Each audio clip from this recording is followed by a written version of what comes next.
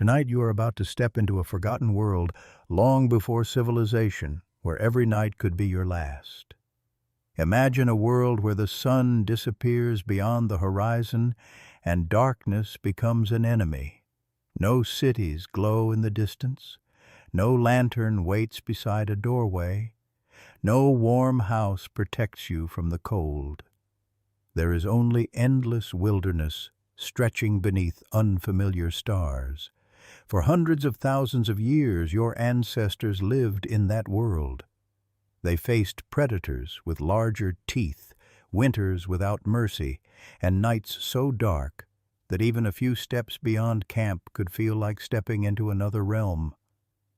Yet hidden within those dangers was a discovery so powerful that it would eventually create villages, kingdoms, empires, and the modern world itself. It was not gold. It was not language.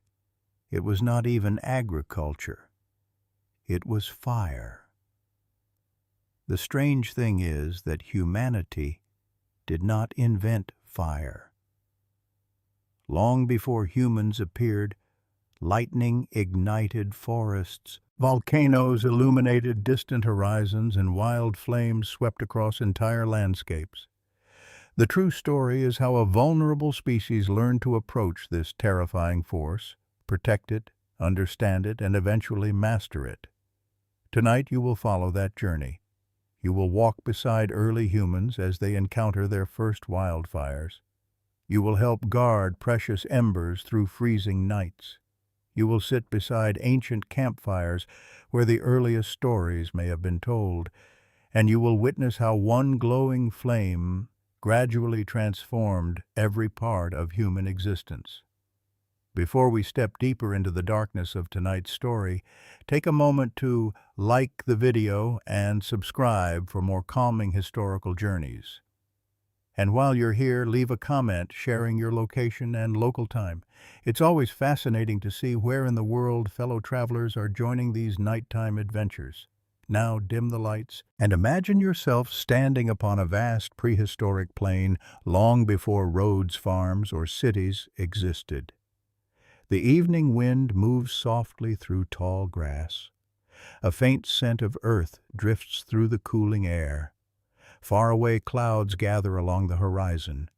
The last sunlight paints the landscape in shades of gold and amber before slowly fading into blue. Around you, a small group of humans prepares for another difficult night. They carry stone tools. They wear animal hides. They know the habits of migrating animals and the dangers hidden among the shadows. But they possess no fire. Not yet. And as darkness slowly spreads across the land, you begin to understand just how frightening the world once was. The last traces of daylight disappear beyond the horizon. Almost immediately, the temperature begins to fall. You feel it first upon your hands, then along your face. The warmth that lingered across the grasslands throughout the afternoon quietly slips away, replaced by a chill that seems to emerge from the earth itself. Around you, members of your small band gather closer together. No one speaks very much. Conversation requires comfort, and comfort is a rare luxury in this world. The group settles beneath a rocky outcrop overlooking a broad plain. The shelter offers some protection from wind and rain, though not nearly enough to make anyone feel safe. Above, the sky darkens into a deep ocean of stars. It is beautiful and terrifying. You know that both things can be true. In the modern imagination, prehistoric landscapes often appear peaceful and untouched. Yet for the people living within them, every sunset marked the beginning of uncertainty. Historians and archaeologists generally agree that life before the regular use of fire was extraordinarily vulnerable, especially during the night. Darkness changed everything. During daylight, your eyes can spot movement across great distances. You can identify animals. You can navigate familiar landmarks. You can watch for danger. After sunset, much of that advantage disappears. The world belongs to other creatures. A distant howl drifts across the plain. Several people lift their heads. The sound fades quickly. Nobody knows exactly what animal made it. Perhaps wolves. Perhaps something larger. Perhaps something you would rather never meet. The wind carries unfamiliar scents from beyond the darkness. Dry grass, damp soil, animal musk, decaying vegetation somewhere near a distant water source. Your nose becomes as important as your eyes. Every sense must work harder now. A child shifts uneasily beside an older woman wrapped in hides. She places a reassuring hand upon the child's shoulder. The gesture feels familiar. Across thousands of generations, humans have comforted one another in remarkably similar ways. Some things never change. The stars brighten overhead. Without artificial light, the night sky appears astonishingly crowded. Rivers of pale starlight stretch from horizon to horizon. Countless points of light shimmer above the sleeping world. Ancient people likely knew these skies far better than most modern observers. Certain researchers even suggest that detailed knowledge of celestial patterns may have helped early groups navigate seasonal migrations. Exactly how much they understood remains uncertain. Archaeologists continue debating when symbolic interpretations of the heavens first emerged. The truth remains hidden in deep time. A cool breeze brushes against your skin. You pull your animal hide tighter. The cold feels relentless. One often overlooked fact about early human survival is how much energy the body required simply to stay warm. Without controlled fire, maintaining body temperature demanded constant effort. Calories became precious. Every successful hunt mattered. Every missed opportunity carried consequences. Nearby, several adults chew strips of tough meat collected earlier in the day. The food is difficult to eat. Your jaw works constantly. Many anthropologists believe that before cooking became common, human diets required far more chewing than ours today. Meals consumed significant time and energy. Even eating was labor. The meat tastes dry. The texture feels stubborn. Still, nobody complains. Food is food. A strange silence settles across the camp. Not complete silence. Never complete. The grass whispers beneath the wind. Insects hum in hidden places. An occasional bird calls somewhere in the darkness. Yet beneath those sounds lies a deeper quiet, a waiting quiet. You begin to notice how small your group appears against the vastness of the landscape. Perhaps 20 people, perhaps fewer. A handful of individuals surrounded by hundreds of miles of wilderness. The realization feels humbling. Modern cities can make humans feel powerful. This world does the opposite. Here nature sets every rule. A sudden rustling sound emerges from nearby vegetation. Several heads turn instantly, muscles tense. For a few moments, nobody moves. The sound stops, then begins again. Eventually, a small, grazing animal darts from the grass and disappears into the darkness. The tension eases. Slowly. Your heart takes longer to relax. Moments like this happened constantly. Without fire, people possessed limited ways to control their environment. They could seek shelter. They could cooperate. They could remain alert. But they could not push back the darkness itself. Not yet. Far beyond the horizon, unseen by anyone in your group, another force is moving across the landscape. Clouds gather above distant forests. Dry vegetation covers the ground below. The conditions are perfect. A bolt of lightning suddenly tears across the sky. For an instant the world shines white. Then darkness returns. The people around you notice. Several stare toward the horizon.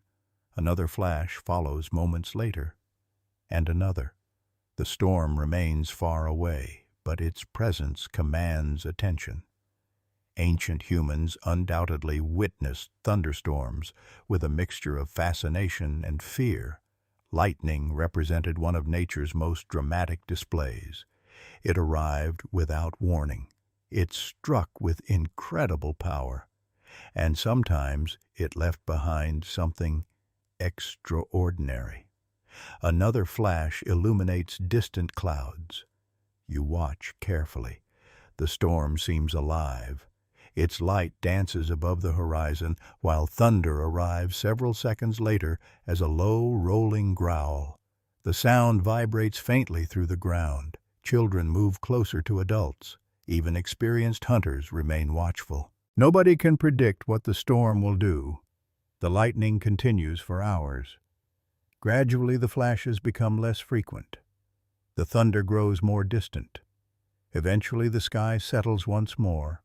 Most of the group drifts toward uneasy sleep. You lie awake. The earth feels cold beneath your body.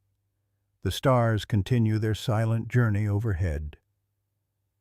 The darkness remains vast. Yet something has changed. Far away beyond hills and forests, one of those lightning strikes has ignited dry vegetation. A small flame now flickers among the trees. No human hand created it. No human controls it. At this moment, nobody in your band even knows it exists. But that distant fire has already begun a journey that will eventually transform human history. The night continues. The wind blows softly across the plain.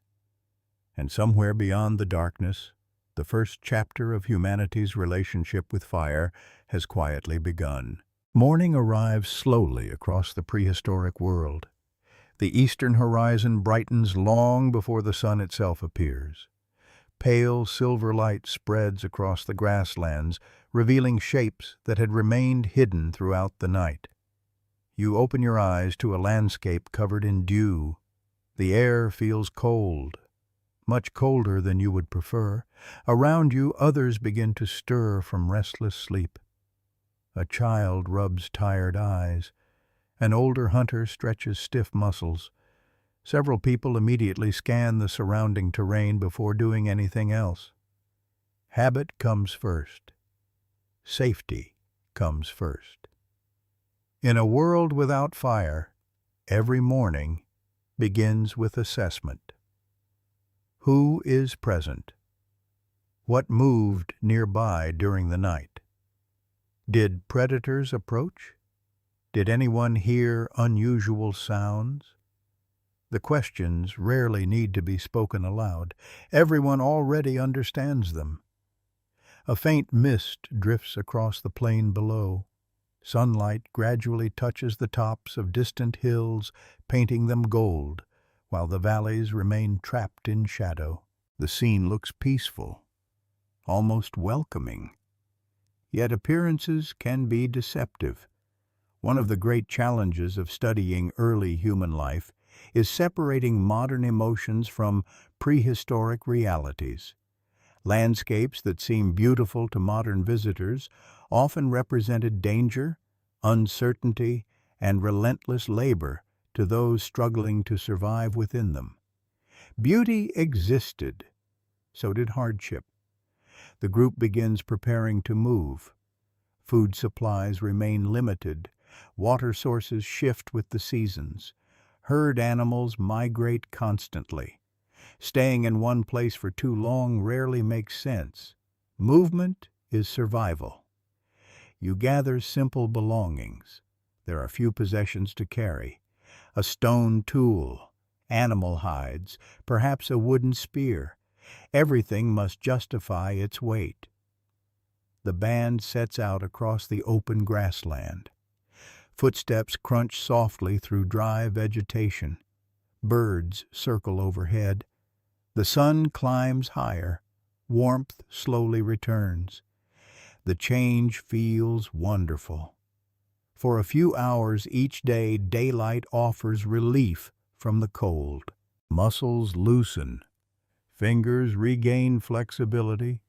Spirits improve. Sunlight becomes a kind of temporary shelter.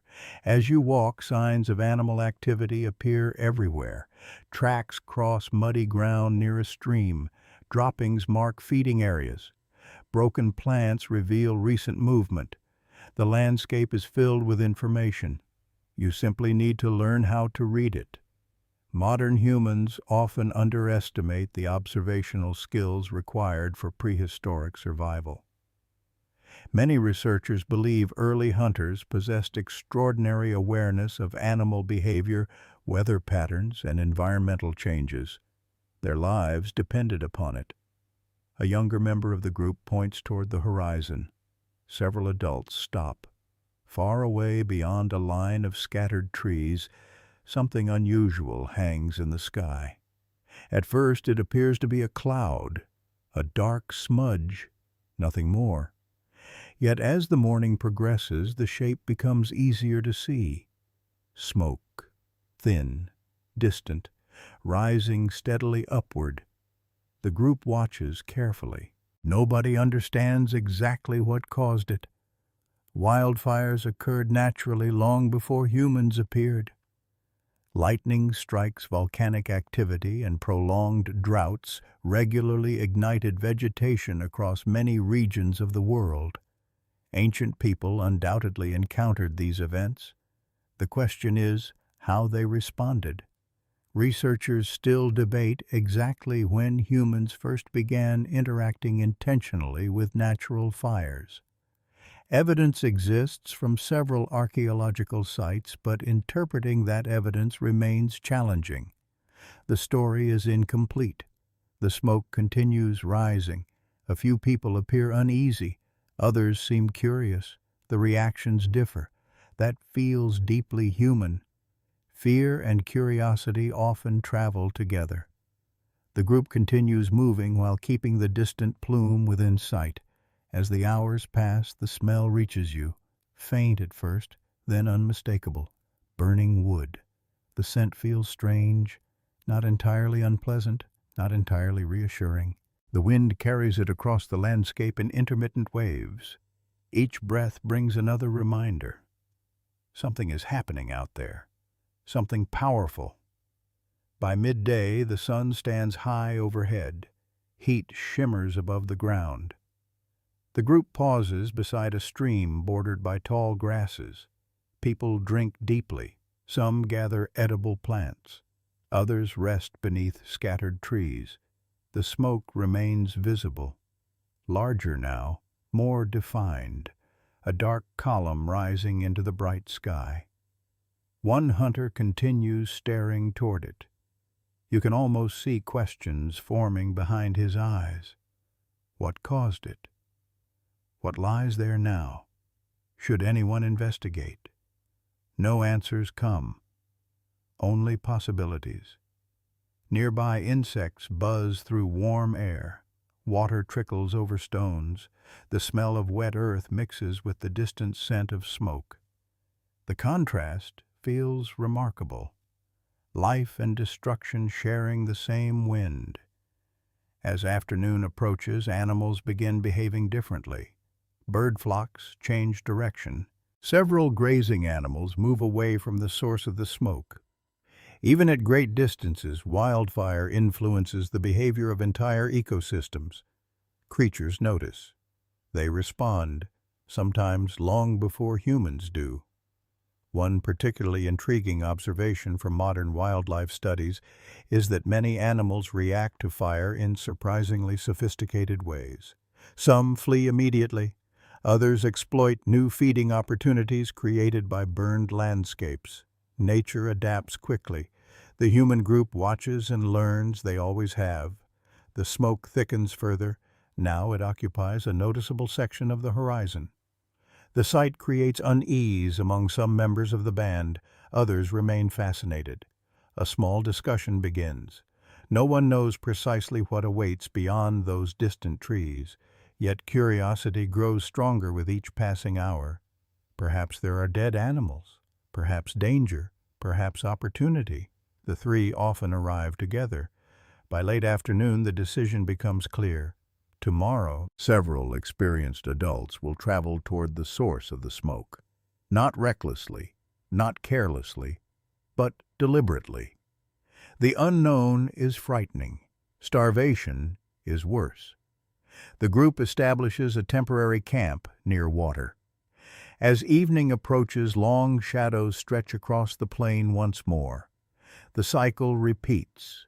Day gives way to night. Warmth begins to fade. The familiar chill returns. Without fire, darkness remains an enemy. You feel that truth in your bones. Yet tonight something feels different. For the first time, your thoughts drift toward the distant smoke, toward whatever force created it, toward the strange scent still lingering in the evening air. You do not know it yet, neither does anyone else. But humanity's future is slowly rising above the horizon in that column of smoke. A mystery waits there, and tomorrow people will begin walking toward it. The morning sky appears clear when you begin the journey. Only a few thin clouds drift above the grasslands. The distant plume of smoke remains visible, though smaller than it seemed the previous evening. Distance plays tricks on the eye, especially in open country. A small group leaves camp shortly after sunrise. The oldest members remain behind with the children. Several adults gather food near the stream. A handful of experienced hunters move toward the source of the smoke. You travel with them. The grass brushes against your legs as you walk. Dew dampens your feet. Birds rise suddenly from hidden nests and disappear into the sky. The world feels alive. Yet there is an unusual tension beneath the ordinary rhythms of the day. Everyone knows you are moving toward something unfamiliar. That knowledge changes the mood. The smoke grows larger as the hours pass. So does the smell. Burned vegetation now rides clearly upon the wind. It carries hints of charred wood and dry earth. The scent feels foreign compared with the smells that usually dominate daily life. No one has words for it. Not yet. Many of the most important discoveries in human history arrived before language had names for them. You continue forward. The terrain slowly changes. Tall grass gives way to scattered shrubs. Small trees appear more frequently. Animal trails weave between patches of vegetation. Several fresh tracks cross the path. Large herbivores, perhaps deer, perhaps something bigger. Yet most of the tracks move away from the smoke. The pattern is difficult to ignore. Animals are leaving. A younger hunter notices the same thing. He points silently. Everyone understands. The farther you travel, the quieter the landscape becomes. Birdsong decreases. The usual movement of wildlife grows less common. Even the insects seem fewer. The change feels subtle at first, then unmistakable. Something has disturbed this place. Scholars studying natural fire ecology have long noted that wildfire can transform entire environments within hours. Areas that once supported abundant life may suddenly become silent as animals relocate to safer ground. Ancient humans would have noticed these changes immediately. Their survival depended on reading landscapes accurately. A warm breeze arrives around midday. It carries stronger traces of smoke than before. You can almost taste it. Dry, bitter, strange. The group pauses near a rocky rise overlooking a broad valley. From this higher ground, the source finally becomes visible. Several people stop walking. Nobody speaks. Below lies a section of forest unlike anything you have seen before. Trees stand black against the landscape. Some remain upright, others have collapsed. Large areas appear dark and lifeless. Thin streams of smoke still drift upward from countless locations. The fire itself is mostly gone. Its work remains. The sight feels unsettling. You have seen storms, floods, harsh winters, but this is different. Something powerful passed through here, something capable of reshaping an entire forest. The smell grows stronger. Ash drifts occasionally upon the breeze. Tiny gray particles settle upon your skin. You brush them away. The texture feels soft, almost like dust. The group advances carefully. Every step becomes slower, more deliberate. The ground changes beneath your feet as you approach the burned area. Vegetation thins. Patches of blackened earth appear. Then more. Then everywhere. The landscape seems transformed. A world that once lived now wears the marks of destruction. And yet something unexpected catches your attention. Not everything is gone. Far from it. Certain plants remain untouched. Some trees still stand green. Small animals move among the edges of the burned zone. Life persists. Nature rarely disappears completely. It adapts. One fascinating detail observed by modern ecologists is that many ecosystems actually depend upon periodic fires. Certain plants germinate after exposure to heat. New growth often appears rapidly following major burns. Destruction and renewal frequently arrive together. Early humans could not have understood the science. They certainly witnessed the results. The group enters the outer edge of the burned forest. The temperature feels different here. Warmer, not dramatically, but noticeably. Several fallen logs still emit faint heat. You crouch beside one, carefully. The wood is black and cracked. Thin curls of smoke continue rising from hidden pockets within its surface. Instinct tells you to keep your distance, and yet curiosity pulls you closer. The warmth fascinates you. Nothing in nature quite resembles it. The sensation feels alive. Nearby, one hunter suddenly freezes. Others turn. His eyes focus on something lying beside a fallen tree. The group approaches cautiously. It is an animal. Dead. But not torn apart by predators. Not diseased, not rotting. Something else happened. The body bears marks unlike any injury you have encountered. Darkened skin, strange textures, an unfamiliar smell. The fire killed it, though no one possesses words for that understanding. Several members of the group examine the animal closely. What they notice next may be even more important. The scent. It smells different from ordinary meat. Richer, unexpectedly appealing. The observation feels small, almost insignificant. Yet it may represent one of the most important moments in human history. Some researchers have suggested that early humans could have first encountered cooked food through naturally burned animals left behind after wildfires. Direct evidence remains difficult to obtain, and scholars continue debating the exact process. The possibility remains intriguing. You continue deeper into the burned landscape. The forest feels transformed into another world. Sunlight reaches places once hidden beneath dense branches. The ground crunches softly beneath your feet. Ash coats nearly everything. Yet among the destruction, something extraordinary still survives. Ahead beneath a fallen tree, a faint orange glow appears. At first you think your eyes are mistaken. Then you see it again, small, bright, alive. Several hunters notice it simultaneously. Everyone stops. Nobody moves closer. The glowing object seems impossible. No sunlight touches it. No animal resembles it. It flickers gently inside a bed of blackened wood. Orange, gold, red, changing constantly, breathing almost.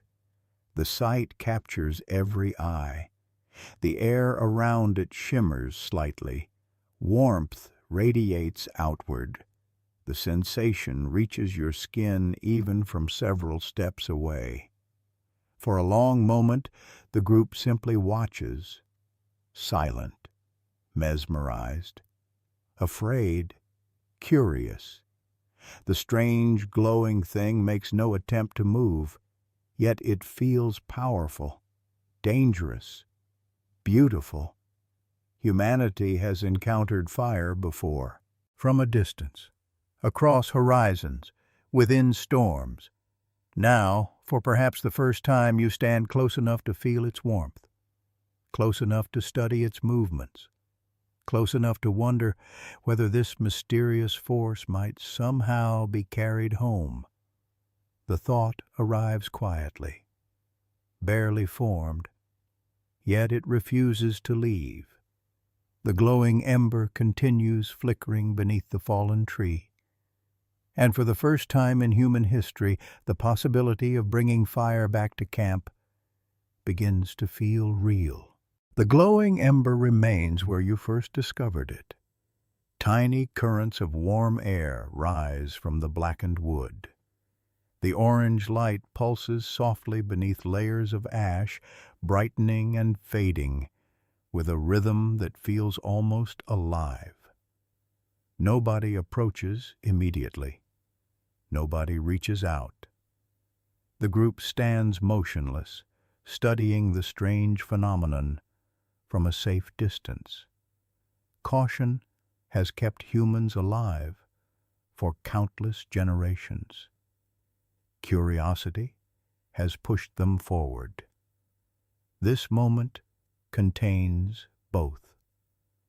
The forest around you remains unusually quiet.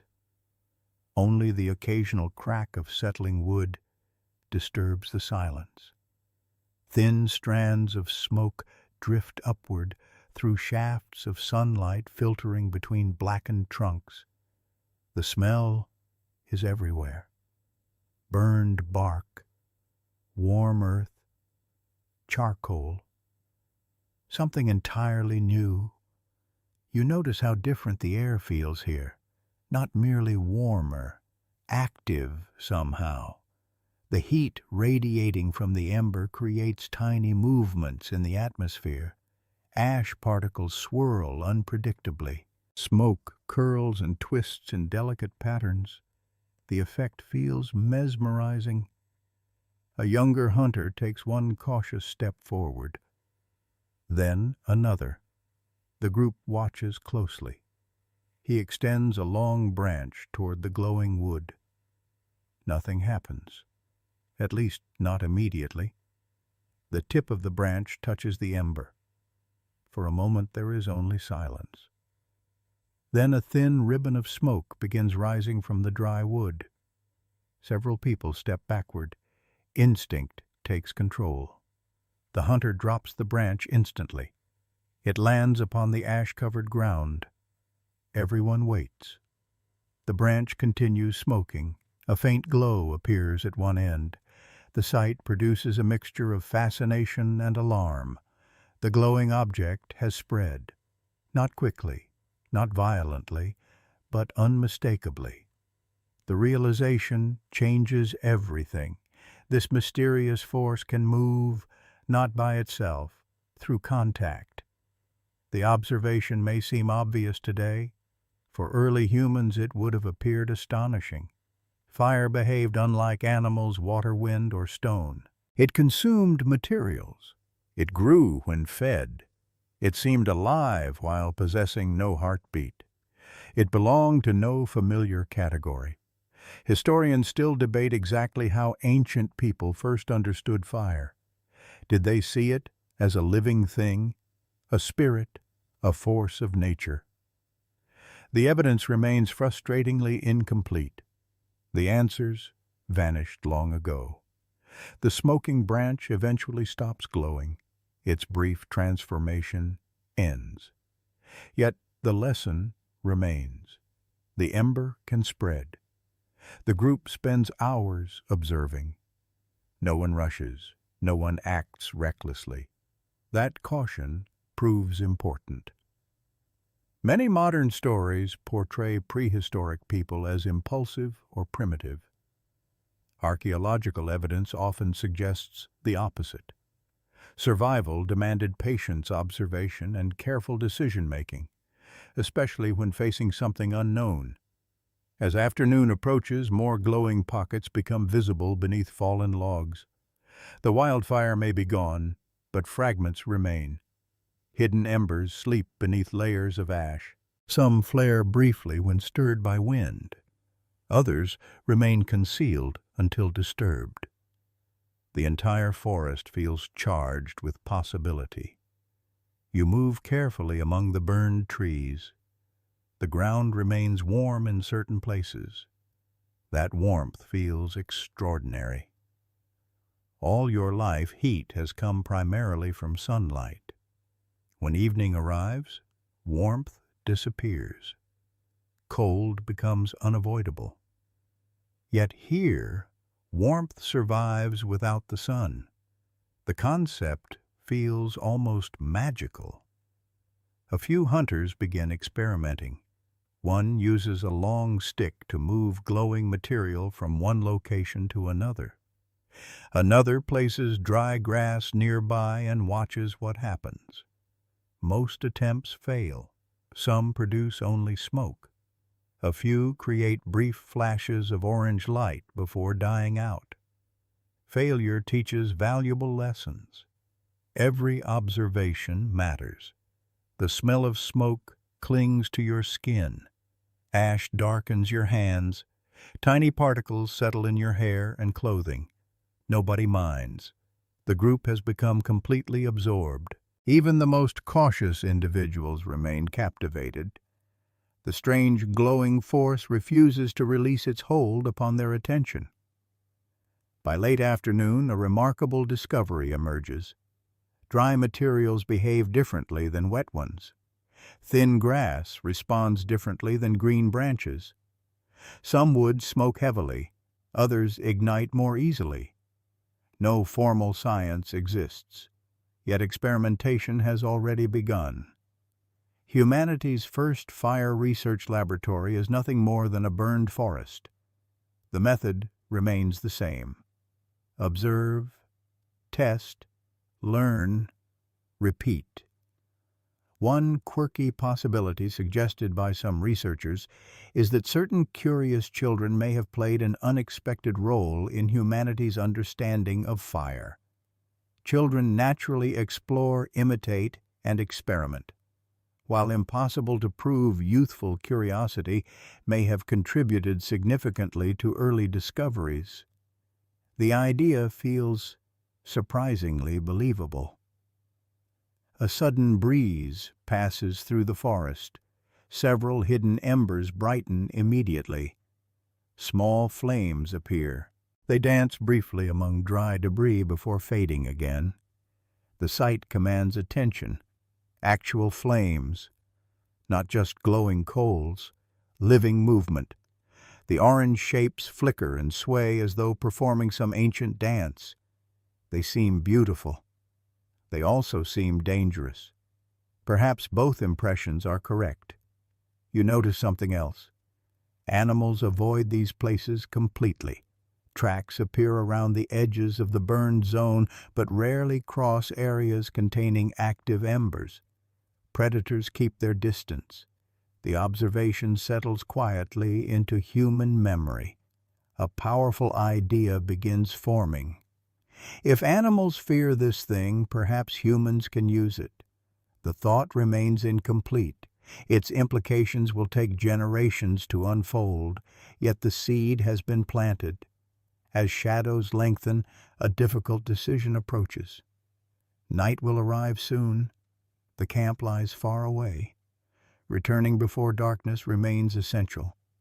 But nobody wants to leave. Not yet. The group has discovered something extraordinary, something valuable, something potentially life-changing.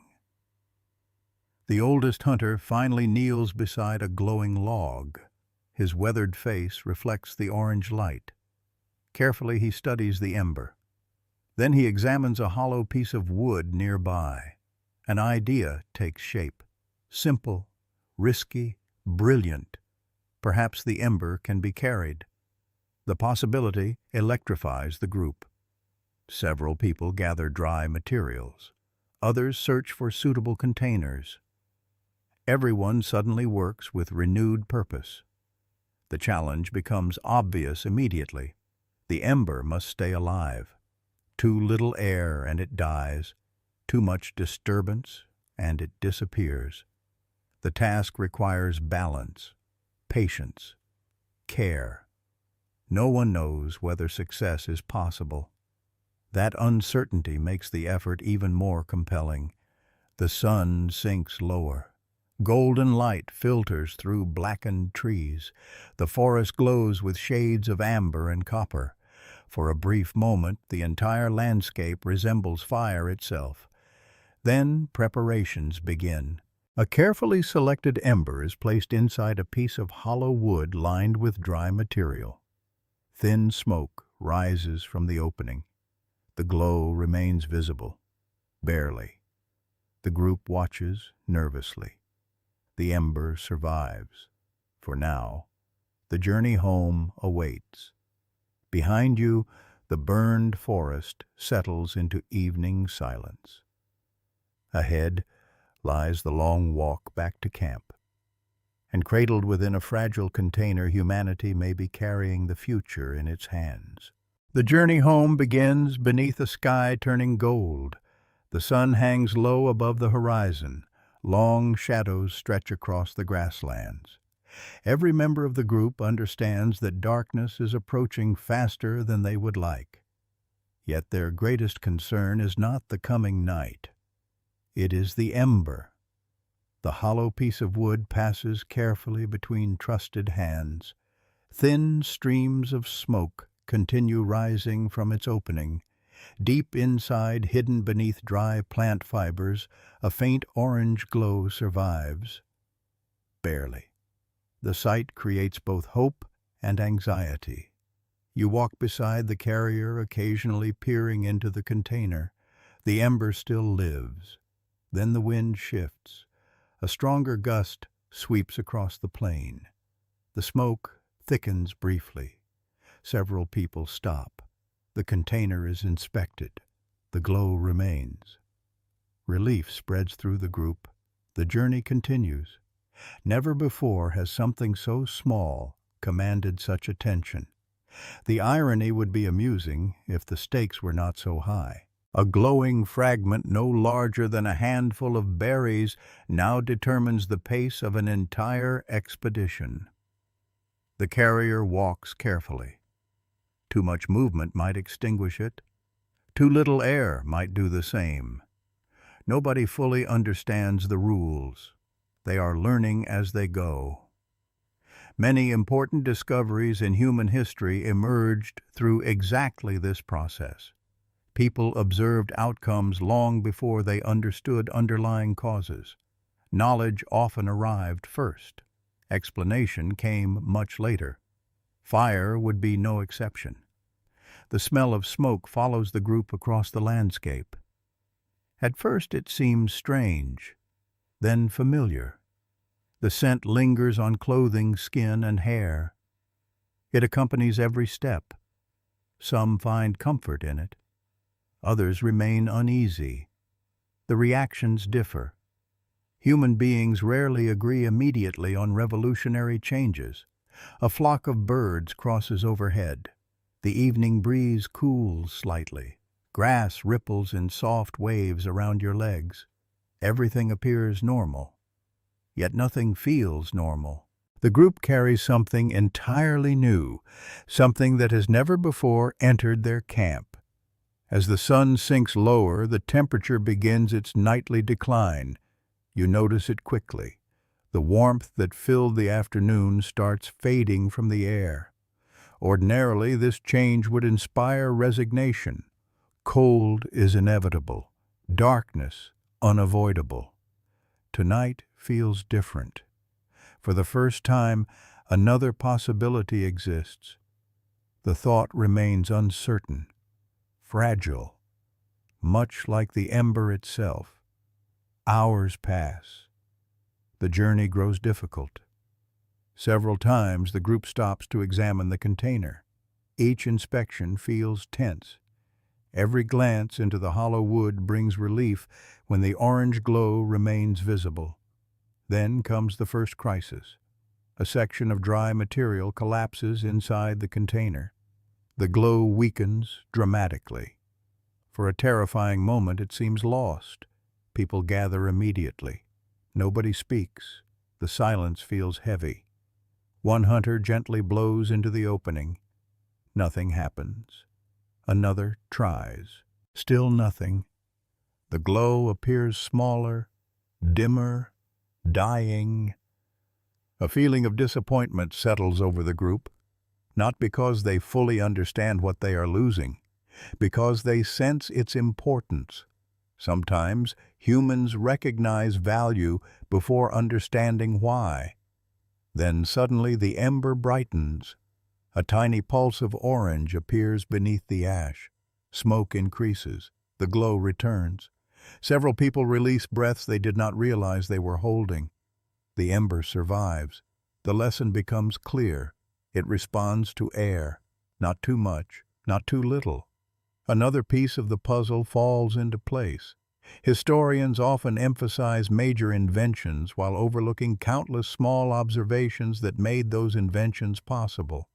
Fire mastery required thousands of practical discoveries accumulated over generations.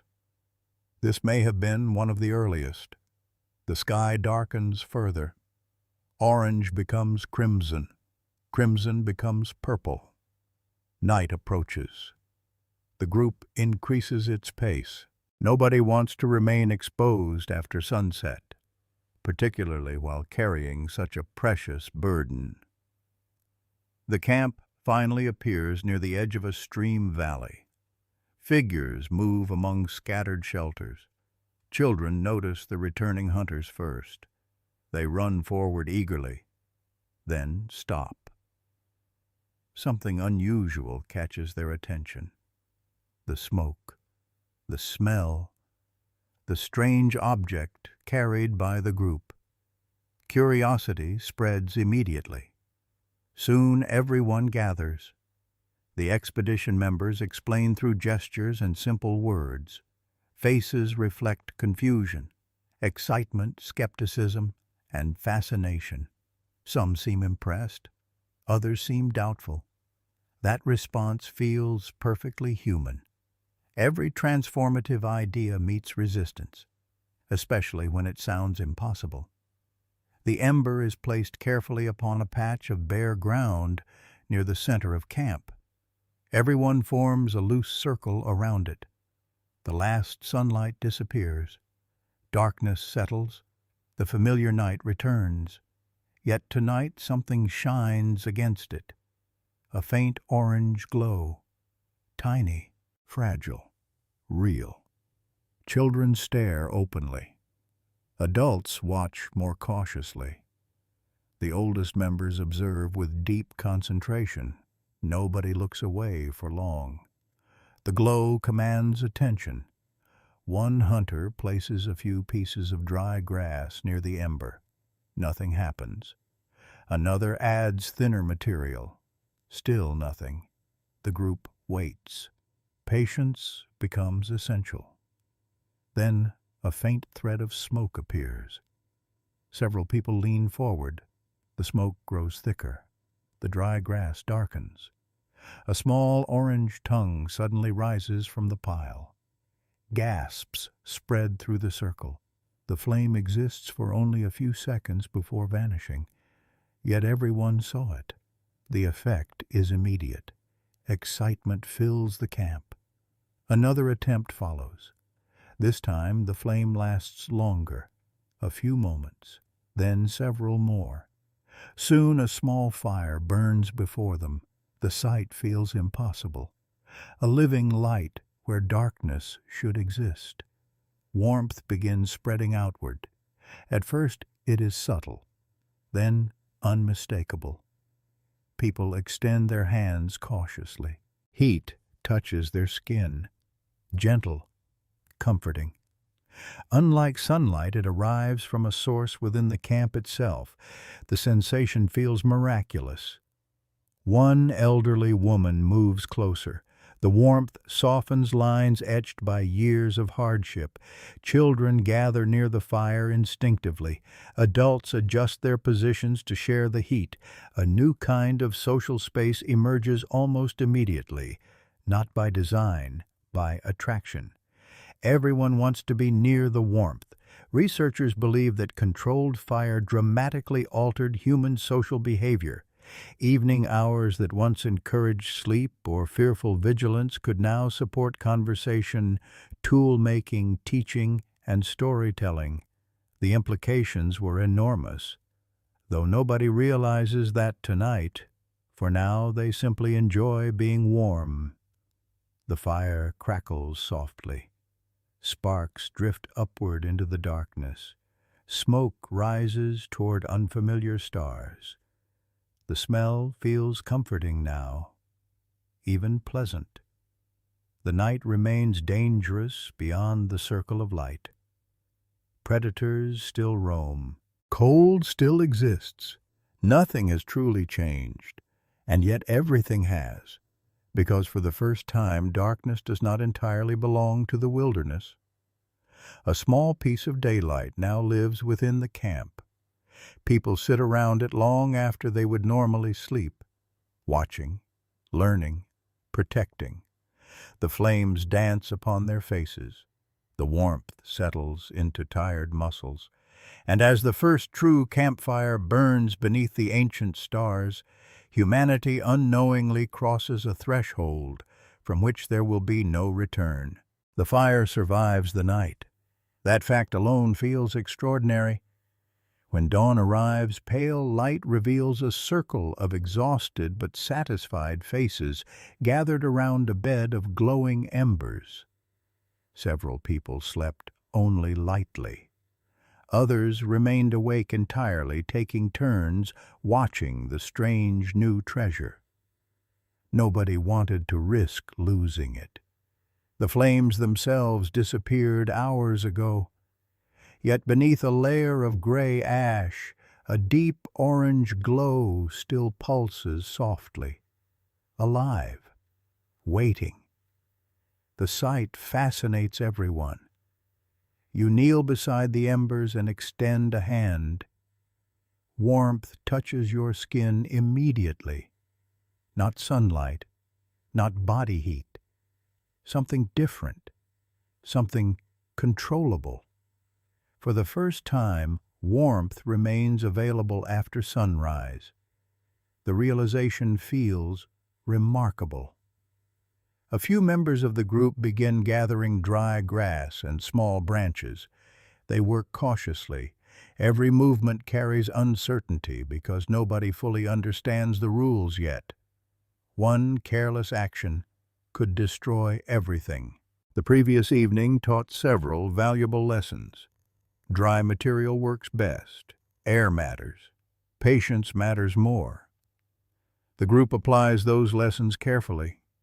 Soon faint smoke begins rising once again. Then comes a familiar glow, a crackle, a spark, a flame. The campfire returns. This second success feels even more important than the first. The first may have been luck. The second suggests knowledge.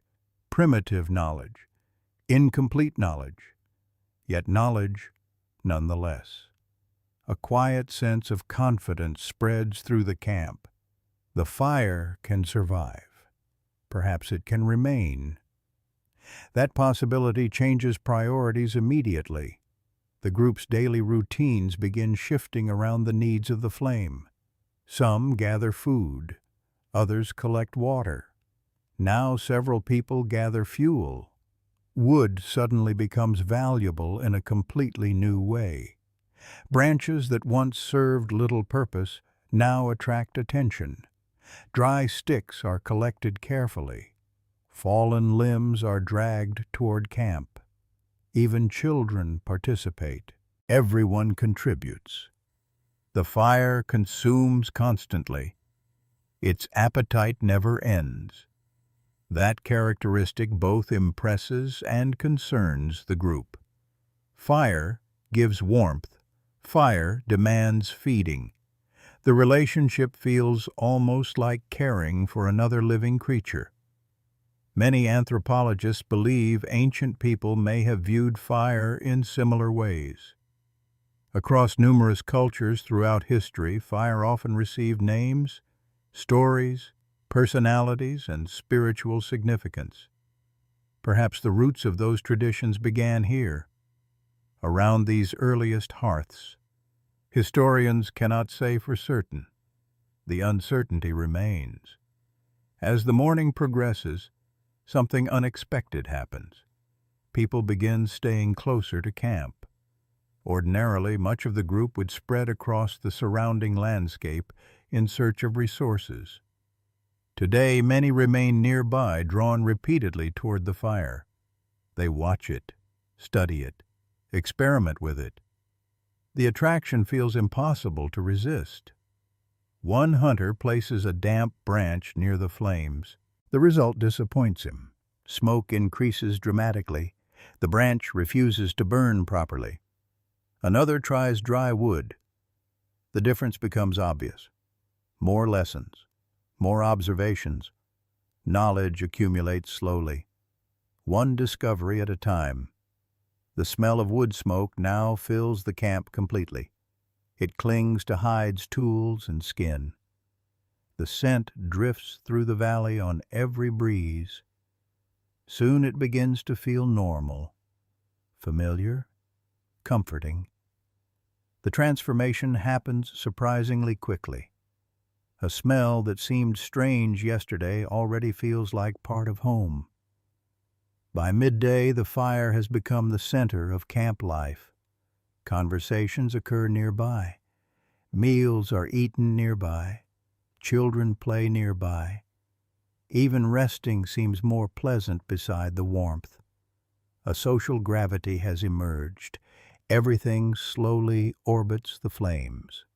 Researchers have proposed that campfires may have played a major role in strengthening human cooperation.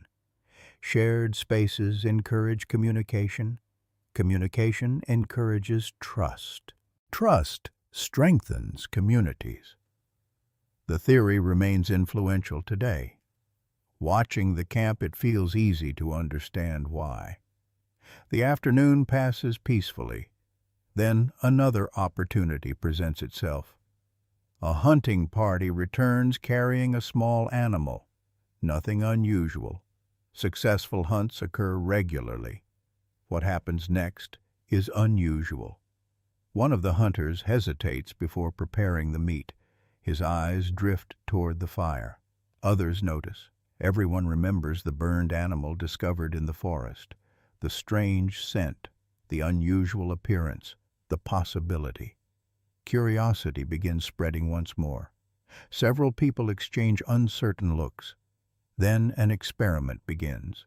Small pieces of meat are placed near the flames, not directly within them, nearby. The process remains cautious, tentative. Nobody knows what to expect. The smell arrives first, slowly, subtly, then unmistakably. Heads turn immediately. The aroma differs from raw meat, richer, warmer, unexpectedly appealing. Even the children notice. The entire camp becomes attentive. Something interesting is happening. The scent grows stronger. People move closer. The smell fills the air around the fire. For a moment, hunger seems sharper than usual. The reaction feels almost instinctive. One fascinating idea supported by many scientists is that cooking fundamentally changed human evolution. Cooked food requires less chewing, provides more accessible calories, and may have supported the development of larger brains over long periods. A simple meal may have helped shape humanity itself. The exact timeline remains debated. The significance does not. Eventually, the meat is removed from the heat. Everyone examines it carefully. Its appearance has changed. Its smell has changed. Its texture has changed. The group hesitates. Then someone takes a bite. Several people watch closely. The reaction comes immediately. Surprise, interest, approval. Others follow. Soon the experiment becomes a meal. The results speak for themselves. The meat feels easier to chew, softer, more enjoyable. A quiet excitement spreads through the camp. Fire has already provided warmth. Now it offers something more. Better food. The implications remain invisible, yet they are enormous. As evening approaches, people gather more wood than ever before. Protecting the fire no longer feels important. It feels essential. Nobody wants to return to yesterday's world. A world without warmth after sunset. A world without cooked food. A world without light in the darkness. The flames burn steadily as night falls. Orange light dances across nearby rocks. Shadows stretch and sway beyond the circle of illumination. Sparks drift upward toward the stars. The camp feels different tonight. Safer, closer, more alive. Several children fall asleep beside the warmth. Adults remain awake longer than usual. Some repair tools. Others simply watch the fire move. The flames never stop changing. That may be part of their appeal. No two moments look exactly alike. The fire crackles softly. Wood settles. Smoke rises. Beyond the light, the wilderness remains vast and unpredictable. Yet the darkness no longer feels invincible. For the first time, humans possess a force that pushes back against the night. A fragile force, a demanding force, but a powerful one. The embers glow brighter as another piece of wood is added. Someone adjusts the fuel carefully. Someone else watches. Already, guardians are emerging. Because everyone understands one simple truth. The fire must not die. Not ever again. By the next evening, the fire has become more than warmth. It has become a place. Not merely a useful thing or a strange glowing tool, but a center that quietly reorganizes every human body around it. People return to it again and again, even when they have no clear task. They come with food. They come with tools. They come with tired faces. The campfire waits at the center of the rocky shelter, breathing smoke into the cooling air. Its light touches stones, hides hands and watchful eyes. Beyond that light, evening gathers over the plain. The old night is still there, but it has been pushed away. Only a little, of course. Fire is not a wall. It is not a fortress. It is certainly not a polite guarantee of safety, because nature was never known for customer service. Still, the difference feels enormous. You sit near the flames and feel heat soaking through your knees. The ground beneath you remains rough and cold, but the air before your face is warm. A child crawls closer. An older woman gently pulls the child back from the sparks. The gesture becomes a lesson. Already fire teaches boundaries. Too far away and you lose warmth. Too close and you suffer. Human beings must learn the proper distance. That balance may be one of the earliest social lessons fire ever gave. Around the flames, the group begins to settle into a shape that did not exist before. People face one another more often. Eyes meet across orange light. Hands become visible in the darkness. Expression matters more now. Before fire, sunset likely shortened useful social time. Once darkness arrived, tasks became difficult and movement became risky. With fire, evening could stretch into something new, a shared hour, a talking hour, a thinking hour. Many scholars believe that controlled fire helped expand human social life after dark. People could repair tools, prepare food, care for children, and communicate longer into the evening. The evidence is indirect. The idea remains powerful. You can feel why. The flames crackle softly, while someone works a stone flake against a larger core. Each careful strike produces a sharp sound. Tiny chips fall near his feet, glinting briefly before vanishing into dust. Others watch his hands. A younger person imitates the motion with a smaller stone. Not perfectly, not yet. But learning has begun. Firelight makes teaching easier. It allows gestures to be seen after sunset. It allows older members to demonstrate skills when the day's urgent work has ended. It gathers the group into a patient circle. The circle matters. You hear low voices passing across the flames.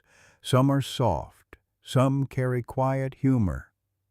One hunter exaggerates a gesture from the day's search for wood, causing several people to smile. Yes, even here, even in deep prehistory, someone was probably being dramatic beside a fire. Humans have always enjoyed a good performance. A mainstream fact about early human communities is that cooperation was essential to survival. Sharing knowledge, dividing tasks, protecting children, and caring for injured members all helped small groups endure. Fire strengthened those patterns. It rewarded closeness. The smell of smoke wraps around everyone. It mingles with cooked meat, damp hides, crushed grass, and the earthy scent of the stream nearby. Sparks rise and disappear into the dark above. Your skin feels warm on one side, cold on the other. You shift slightly, turning your shoulder toward the heat. Others do the same. The whole circle slowly rotates through the night like a very sleepy invention that nobody bothers to name. Across the fire, an elder begins making slow movements with his hands. He points toward the distant burned forest, then toward the ember bed, then toward the dry wood piled nearby. People watch closely. He is not telling a story exactly, not as later cultures would know stories. But he is arranging memory. He is linking events: smoke, forest, ember, camp. The order matters. This is how knowledge survives when no writing exists. It travels through bodies, voices, gestures, repetition, and attention. One person remembers, another repeats, a child listens. The fire makes listening easier. It gives the night a center. Researchers still debate how far back complex language extends. Some argue that language was well developed before regular fire use. Others suggest fire-lit evenings may have encouraged richer communication. The answer remains uncertain, but the possibility is beautiful. A baby sleeps against a parent's chest, wrapped in soft hide. The child's breathing is slow. The parent's fingers rest gently upon the child's back, moving now and then with quiet reassurance. The firelight turns both faces amber. Moments like this leave almost no archaeological trace. Stone tools survive. Bones sometimes survive. Tenderness usually does not, yet tenderness mattered. Without care, children would not survive. Without children, knowledge would vanish. Without knowledge, the ember would be nothing more than a lucky accident. The campfire protects more than bodies. It protects memory.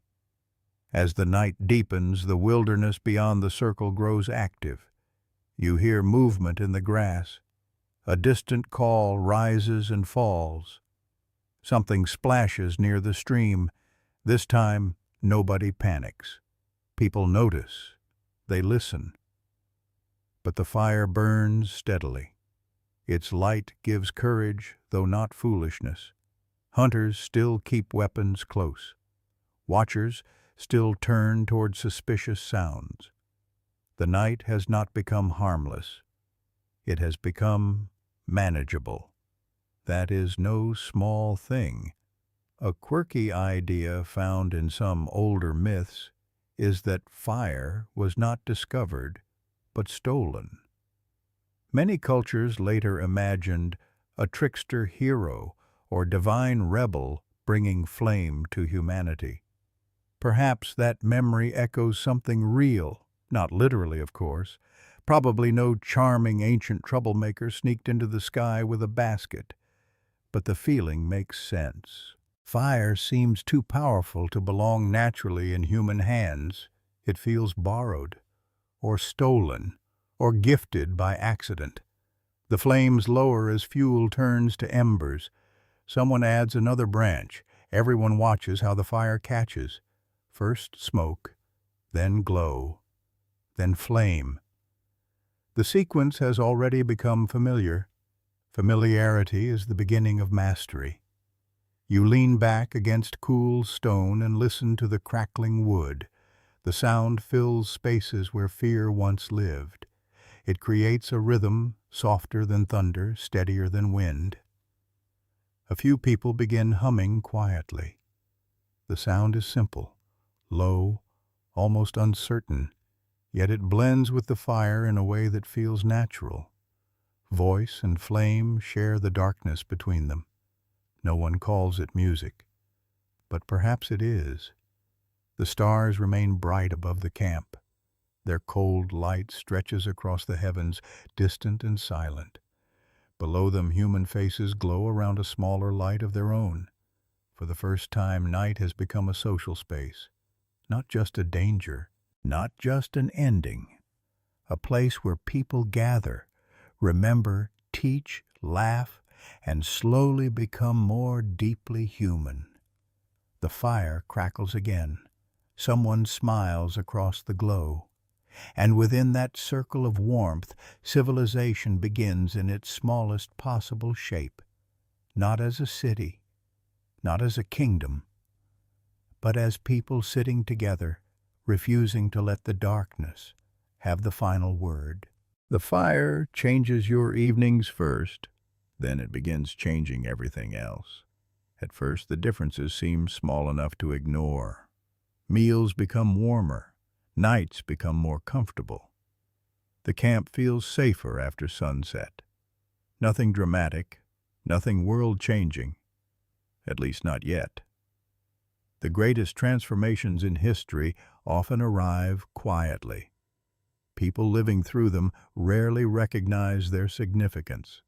They simply adapt to a useful improvement one day at a time.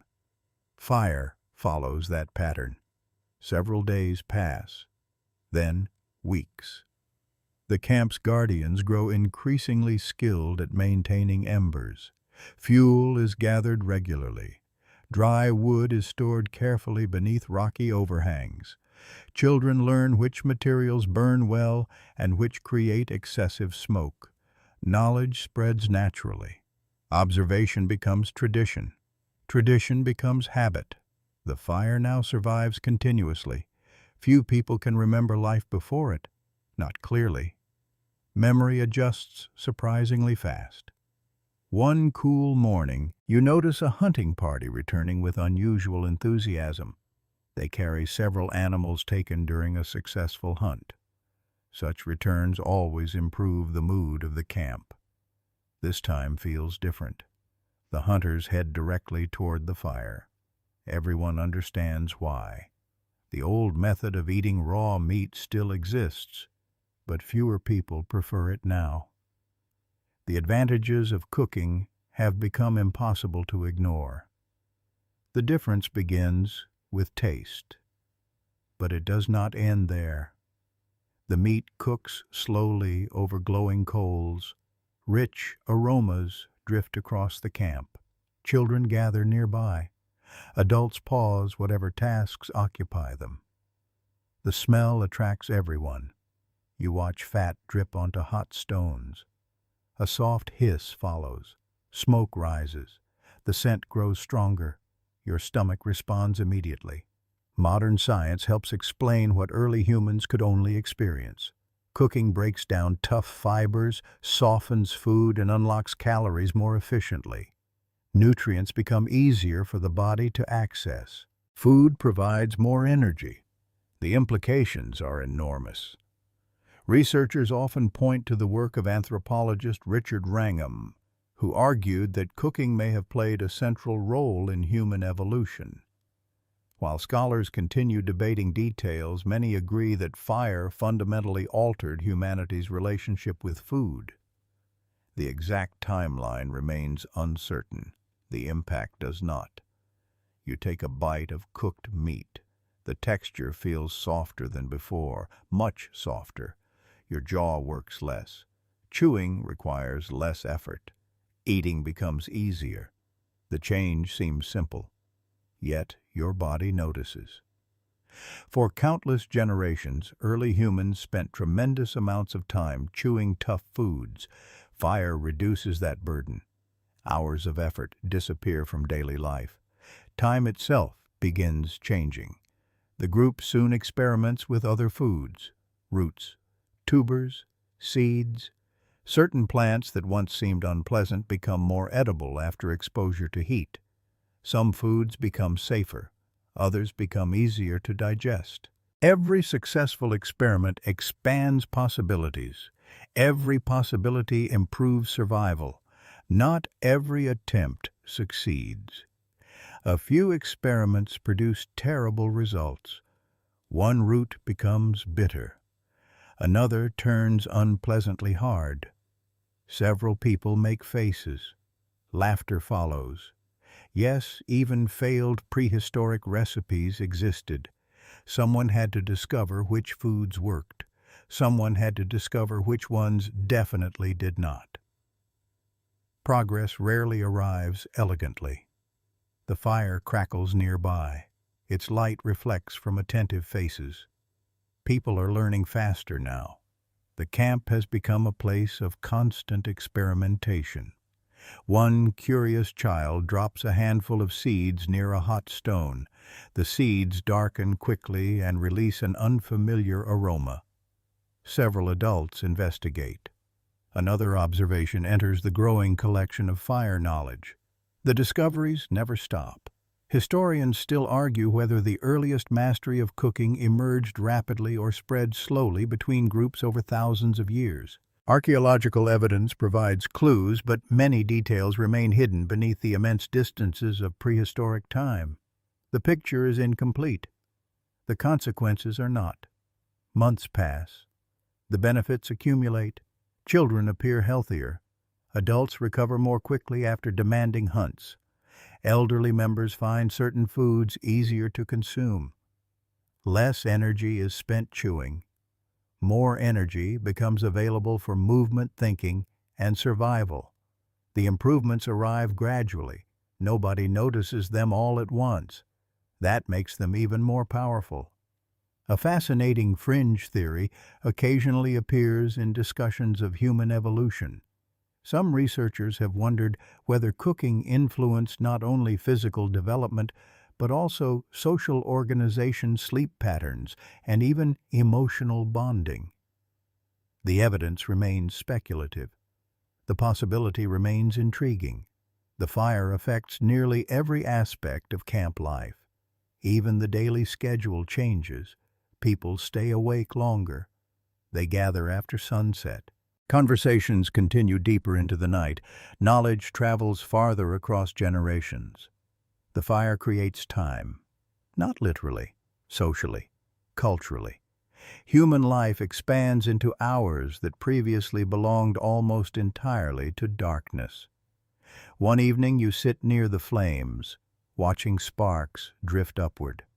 A child asks a question. An elder answers. Another question follows. Then another. The exchange continues. Learning unfolds naturally beside the warmth, without planning, without schools, without books. The campfire becomes a classroom, perhaps the first classroom. The smell of wood smoke hangs softly in the air. Nearby, someone turns food above glowing coals. The stream murmurs quietly beyond the camp. Crickets begin their evening chorus. The atmosphere feels peaceful, different from the anxious nights before fire arrived. Not perfectly safe, merely improved. That distinction matters. A sudden noise emerges from the darkness. Several heads turn instantly. Old instincts remain strong. The wilderness still contains dangers. Predators still hunt. Accidents still happen. Fire has not conquered nature. It has shifted the balance slightly, and that slight shift changes everything. The flames brighten as another branch catches.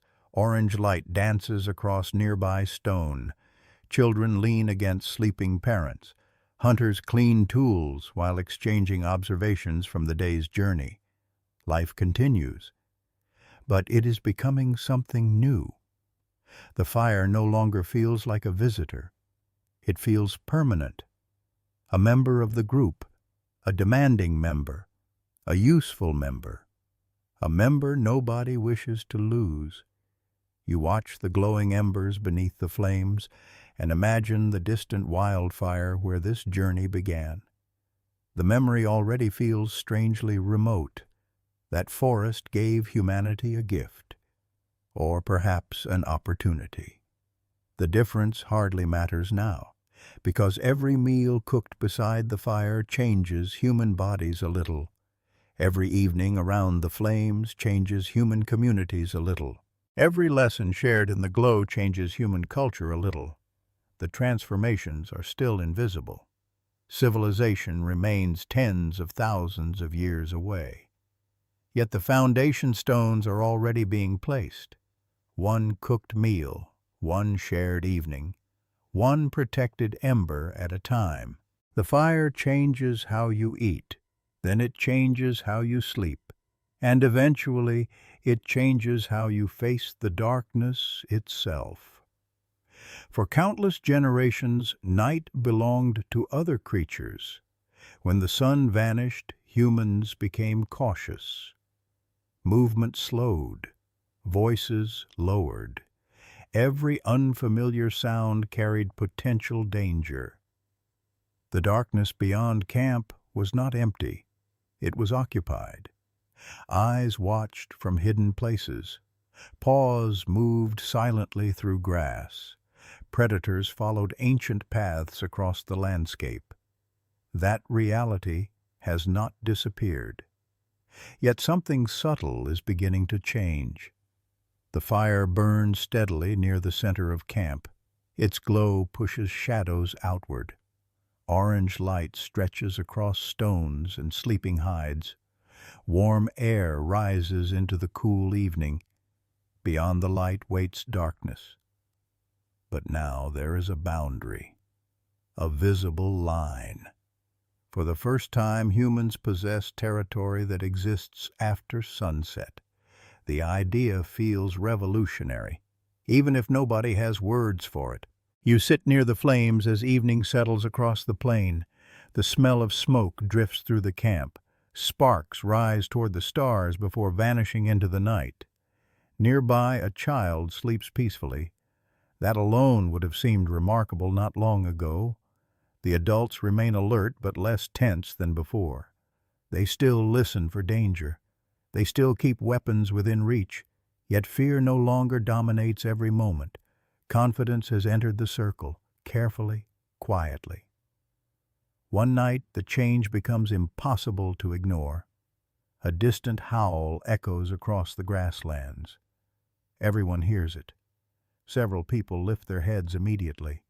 The sound comes again, closer this time. A predator, perhaps wolves, perhaps something larger. The exact species remains impossible to identify from sound alone. The group listens. The fire crackles softly. The howls continue, then stop. Silence follows, long, heavy, expectant. You stare beyond the edge of the firelight. At first, nothing appears. Then movement. A shape, dark against darker darkness. Several shapes. They remain distant, watching. The animals do not approach further.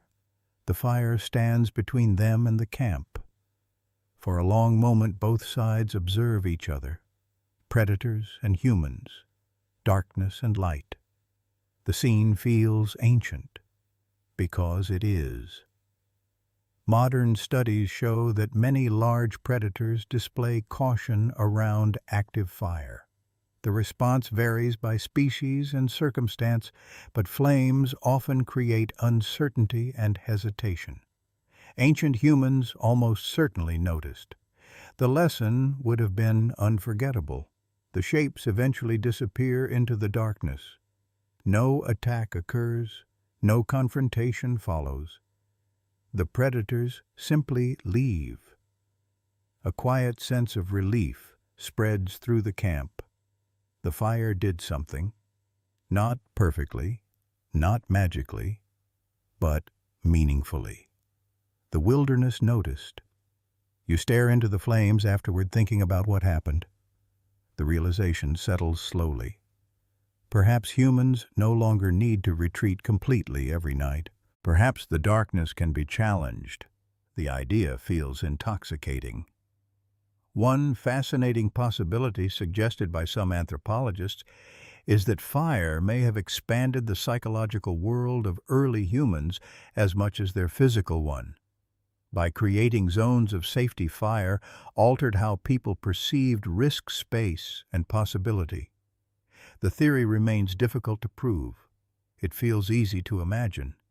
Over the following weeks, similar encounters occur repeatedly. Strange sounds emerge from beyond the camp. Predators pass nearby. Animals observe from the darkness. Yet few cross into the brightest areas around the flames. Patterns become visible. Humans begin learning them. Knowledge grows. Confidence follows. The change affects behavior. Children play farther from shelter during the evening. Adults spend more time talking after sunset. Small tasks continue later into the night. The fire extends the day, but it also transforms the night. A difference exists between those ideas. One creates more time. The other creates more courage. The camp itself begins changing physically. Wood piles grow larger. Certain sleeping areas move closer to the fire. Stones are arranged around the hearth. Fuel storage becomes increasingly organized. Without intending to, people begin designing their environment around the flames. A center has emerged. Everything else adjusts accordingly. Historians often note that later homes, villages, and cities frequently developed around central sources of heat, cooking, and gathering. The pattern appears again and again across cultures. Perhaps its roots stretch all the way back here, to these earliest campfires, to these first circles of light. The evidence remains incomplete. The possibility remains compelling. One evening, strong winds sweep across the valley. The fire struggles. Flames bend sideways. Smoke whirls unpredictably. Several people rush to protect the embers. Branches are repositioned. Stone barriers are adjusted. Fuel is added carefully. The effort succeeds. The fire survives. Afterward, something interesting happens. The group celebrates. not formally, not with ceremony, simply with smiles, relaxed shoulders, and visible relief. The fire has become emotionally important. Its survival feels personal. Its loss would feel devastating. You begin noticing another effect. People sleep more deeply. Not everyone, not every night, but often. The glow of embers remains visible until dawn. Warmth lingers close to the hearth. Watchers take turns maintaining the fire. Others rest. The arrangement allows more secure sleep than previous generations enjoyed. Sleep matters enormously. A tired human makes mistakes. Mistakes can be fatal.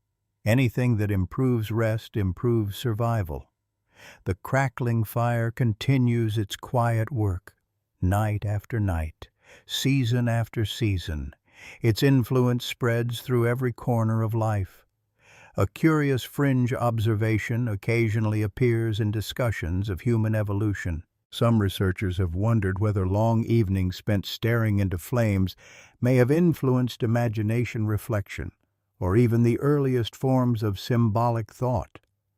The evidence remains speculative, yet the image feels powerful. A human face, illuminated by firelight, eyes fixed upon moving flames, thoughts wandering beyond immediate survival. Perhaps new ideas found room to grow there, in the space between sparks. The stars shine brightly overhead. The fire answers below. One belongs to the heavens. The other belongs to humanity. You sit beside the warmth while darkness stretches across the plain. The wilderness remains vast. Predators still roam. Storms still arrive. Hunger still threatens. The world remains dangerous. Yet danger no longer feels overwhelming. The balance has shifted, only slightly. But slightly is enough, because every night the fire survives, humans become a little bolder, a little more secure, a little more capable of imagining futures beyond tomorrow's hunt. The flames dance softly before you. The smell of wood smoke fills the air. Beyond the circle of light, unseen eyes may still watch from the darkness. But tonight, for perhaps the first time in human history, the darkness is watching back. And it is beginning to lose ground. As the seasons pass, humans learn that fire can do more than protect. It can help them hunt. The discovery arrives gradually, as most important discoveries do. No lightning bolt of understanding appears. No dramatic moment changes everything overnight. Instead, small observations accumulate, one lesson after another, one successful hunt after another, one clever idea after another, until eventually the relationship becomes obvious. Fire is not merely warmth, it is a tool, a remarkably powerful one. The realization begins during a dry season. The grasses across the plains grow tall and brittle beneath the sun. Streams shrink slightly. Leaves lose some of their green brightness. The landscape waits, dry, ready. One afternoon, a hunting party follows a herd of grazing animals moving through open grassland. The animals remain frustratingly difficult to approach. Every attempt brings failure. The herd notices movement too quickly. The hunters grow tired. Food remains scarce. Frustration grows. Then someone notices something interesting. The animals consistently avoid an area recently affected by a natural fire. Not entirely, but noticeably. The herd changes direction long before reaching the blackened ground. The observation settles into memory. Days later, another hunter recalls it. An idea forms. Simple, dangerous, potentially brilliant. Could fire influence where animals move? The question seems obvious now. At the time, it changes everything. Historians and archaeologists have found evidence suggesting that many ancient societies used controlled burning to manage landscapes. Exactly when this practice began remains heavily debated. Some researchers argue for very ancient origins. Others believe widespread fire management developed much later. The timeline remains uncertain. The principle does not. Humans eventually learn that animals respond to fire, and that knowledge becomes powerful. One cool morning, several experienced hunters prepare an experiment. The conditions appear favorable. Wind remains light. Dry grass covers a narrow section of open ground. The group proceeds carefully. Nobody wishes to lose control. Fire remains useful. Fire remains dangerous. Those truths coexist. A small flame touches the grass. Nothing dramatic happens at first. Then the fire spreads. Slowly, predictably. Orange lines move across the vegetation. Smoke rises. The heat feels intense even from a distance. The hunters watch closely. The fire behaves almost like a living creature. It follows the wind. It seeks fuel. It changes direction. Understanding its behavior becomes essential. Several grazing animals notice immediately. They move away. Exactly as expected, the observation excites everyone. A possibility has been confirmed. Fire can shape movement. The implications are enormous. You stand at the edge of the burned area later that day and study the results. Blackened grass covers part of the landscape. Smoke still drifts upward in thin ribbons. The smell feels familiar now, comforting in camp, powerful in the wild. A few days later, new green shoots begin appearing among the burned ground. The change surprises many people. Life returns quickly, perhaps even stronger than before. Modern ecologists understand this process well. Fire often removes old vegetation and releases nutrients into the soil. Fresh growth frequently follows attracting grazing animals. Ancient humans likely noticed the pattern long before understanding the science behind it. Observation came first. Explanation followed much later. The group soon realizes something remarkable.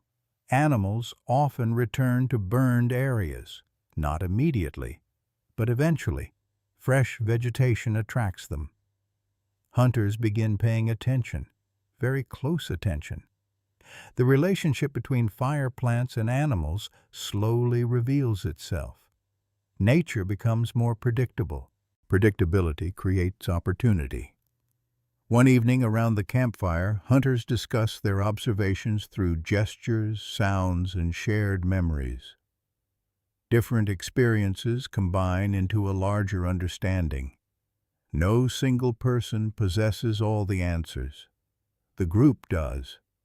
That collective intelligence may be one of humanity's greatest advantages. Fire strengthens it. The flames illuminate faces while ideas travel between generations. Knowledge accumulates. A young hunter listens carefully. An older hunter demonstrates patterns with sticks in the dirt. The firelight allows everyone to see. A lesson unfolds, not in a classroom, not in a book, beside a hearth, perhaps the oldest university in history. One quirky theory occasionally suggested by anthropologists is that many early innovations may have spread through evening storytelling sessions around fires. Without writing, information had to travel through memory and conversation. The idea feels highly plausible. After all, where else would everyone gather? As months become years, hunting techniques improve. Some groups learn to use smoke strategically. Others discover that burned landscapes create clearer visibility. Animal tracks become easier to identify against dark ground. Every improvement increases success slightly. Small advantages accumulate. Survival becomes more reliable. You notice another change. People seem less trapped by immediate circumstances. Fire provides warmth. Fire provides protection. Fire improves food. Fire assists hunting. Each benefit creates room for something previously rare: planning. When daily survival becomes slightly easier, humans gain the ability to think further ahead. Tomorrow matters. Next season matters. The future begins expanding. Historians often argue that civilization ultimately depends upon this ability. Before cities, before agriculture, before kings and monuments, humans needed enough stability to imagine distant outcomes. Fire helped create that stability. Not alone, but significantly. One evening after a successful hunt, the camp gathers around a particularly large fire. Meat cooks slowly above glowing coals. Children chase one another between pools of orange light. Laughter drifts through the air. The scene feels remarkably different from the fearful nights before fire arrived. The wilderness remains dangerous, yet human confidence has grown. You sit beside the flames and watch sparks rise toward the stars. The smell of roasting meat fills the air. Nearby hunters discuss routes, animals, weather patterns, and future plans. Future plans. That phrase would have carried little meaning generations earlier. Now it feels natural. The fire burns steadily. Its light reaches familiar faces. Its warmth softens the evening chill. Its presence has become ordinary. That may be its greatest achievement. Humans no longer see fire as a miracle. They see it as part of life, part of survival, part of themselves. The transformation is profound. When something extraordinary becomes ordinary, civilization moves one step closer. The flames crackle softly. A child tosses another stick into the fire. An elder smiles. The hunters finish their meal. Above them, stars cross the ancient sky. Below them, another kind of power grows brighter. A power that began in a distant wildfire. A power now shaping hunts, communities, and futures. And humanity is only beginning to discover what else fire can do. Years pass. The fire remains. Children who once crawled beside the hearth now walk confidently around it. Young hunters who first learned its dangers now teach others how to feed it, protect it, and carry embers during journeys. The knowledge no longer feels new. It feels inherited. That change matters. A discovery becomes truly powerful when it survives the people who first made it. The fire has reached that point. It belongs not to individuals, but to the group itself. Every evening the familiar ritual unfolds. Wood is gathered, embers are stirred, fresh fuel is added, flames rise, the circle forms. What began as a practical necessity has become something deeper, a tradition. The sun sinks behind distant hills, painting the sky with shades of amber and violet. Cool air drifts across the valley. The smell of grass and damp earth mixes with wood smoke. The scent instantly feels like home. You settle beside the fire as darkness spreads across the land. Others arrive gradually. A hunter carrying tools, a mother holding a sleeping child, an elder moving carefully but confidently. The circle fills. The firelight touches every face. Something remarkable happens once everyone gathers. Work gives way to memory. This may be one of the greatest gifts fire ever provided. Not warmth, not protection, not even cooking, memory. For most of human existence there were no books, no written records, no libraries. Knowledge survived only if people remembered it and shared it. The campfire became the perfect place for that exchange. Researchers have long suggested that evening gatherings around fire may have encouraged more complex communication. Some studies even indicate that conversations after dark often differ from those held during the day, becoming more reflective, imaginative, and story-oriented. The exact prehistoric reality remains uncertain.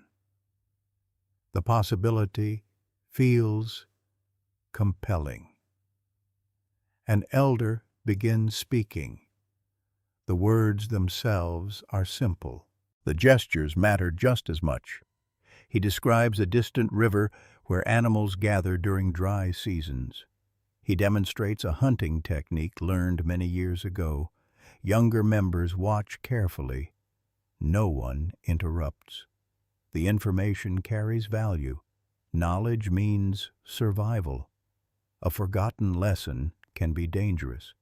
A remembered lesson can save lives. The fire illuminates every movement.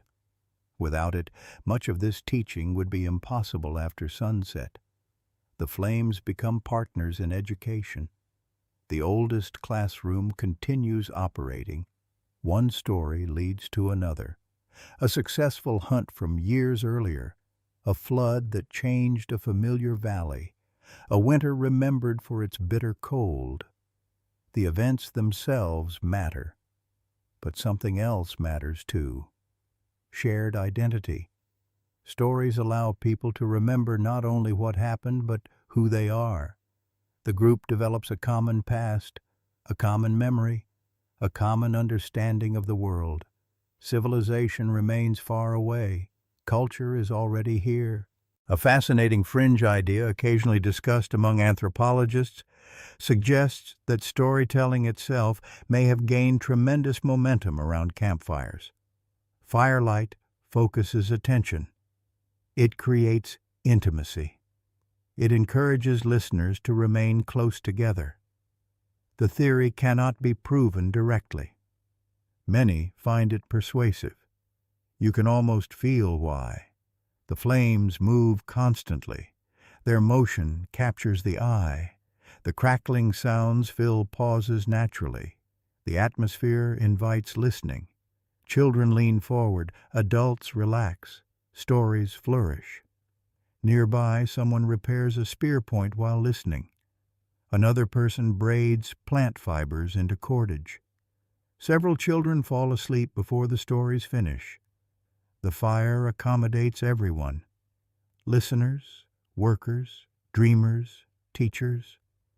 No other place in camp serves so many purposes at once.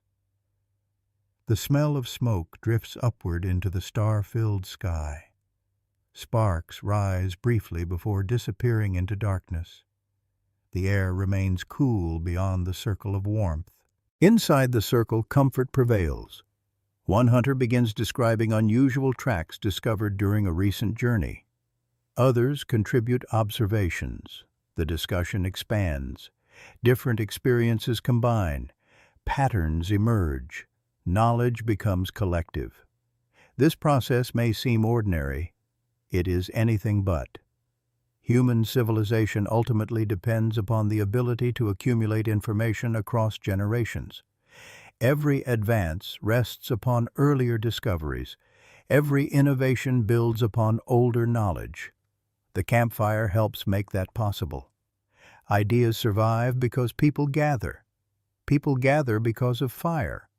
Historians still argue over exactly how much influence fire had upon language development. Some believe complex communication evolved largely independent of campfire life. Others suggest evening social gatherings accelerated linguistic sophistication. The debate continues. The connection remains intriguing. A young child points toward the stars. Questions follow. The elder answers patiently. Not always accurately, perhaps. But accuracy is not the only purpose. Curiosity matters too. The fire nurtures curiosity. Children ask questions because there is finally time to ask them. Daylight hours belong mostly to survival. Night now belongs partly to learning. The distinction changes everything. A cool breeze sweeps through camp. The flames bend slightly.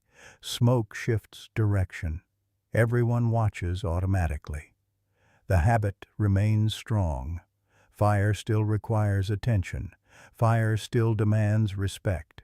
Its benefits never erase its dangers. A burning branch rolls unexpectedly from the hearth. Several adults react instantly. The branch is returned safely. The lesson remains obvious. Fire helps. Fire harms. Human mastery depends upon balancing both realities. That balance becomes part of culture itself. Children learn caution alongside appreciation. Knowledge spreads with each generation. One evening blends into another, then hundreds more. The rhythm continues. Gather, share, remember, teach, repeat. What seems ordinary in the moment becomes extraordinary across centuries. The fire quietly shapes the human mind, not through force, through opportunity. The opportunity to sit together, the opportunity to listen, the opportunity to imagine.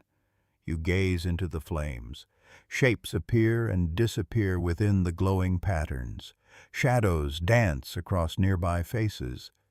The sounds of the wilderness drift faintly from beyond the camp. The night feels alive, yet it no longer feels empty. The fire has filled it with meaning. A child sleeping nearby dreams beneath the warmth.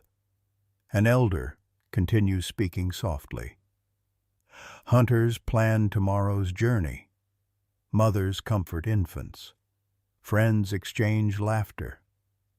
The scene appears simple. It is one of the most important developments in human history. Because around these early fires, humanity begins doing something entirely new.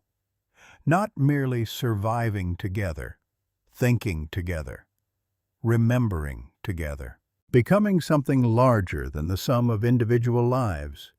Civilization is still thousands of years away. Its first stories are already being told.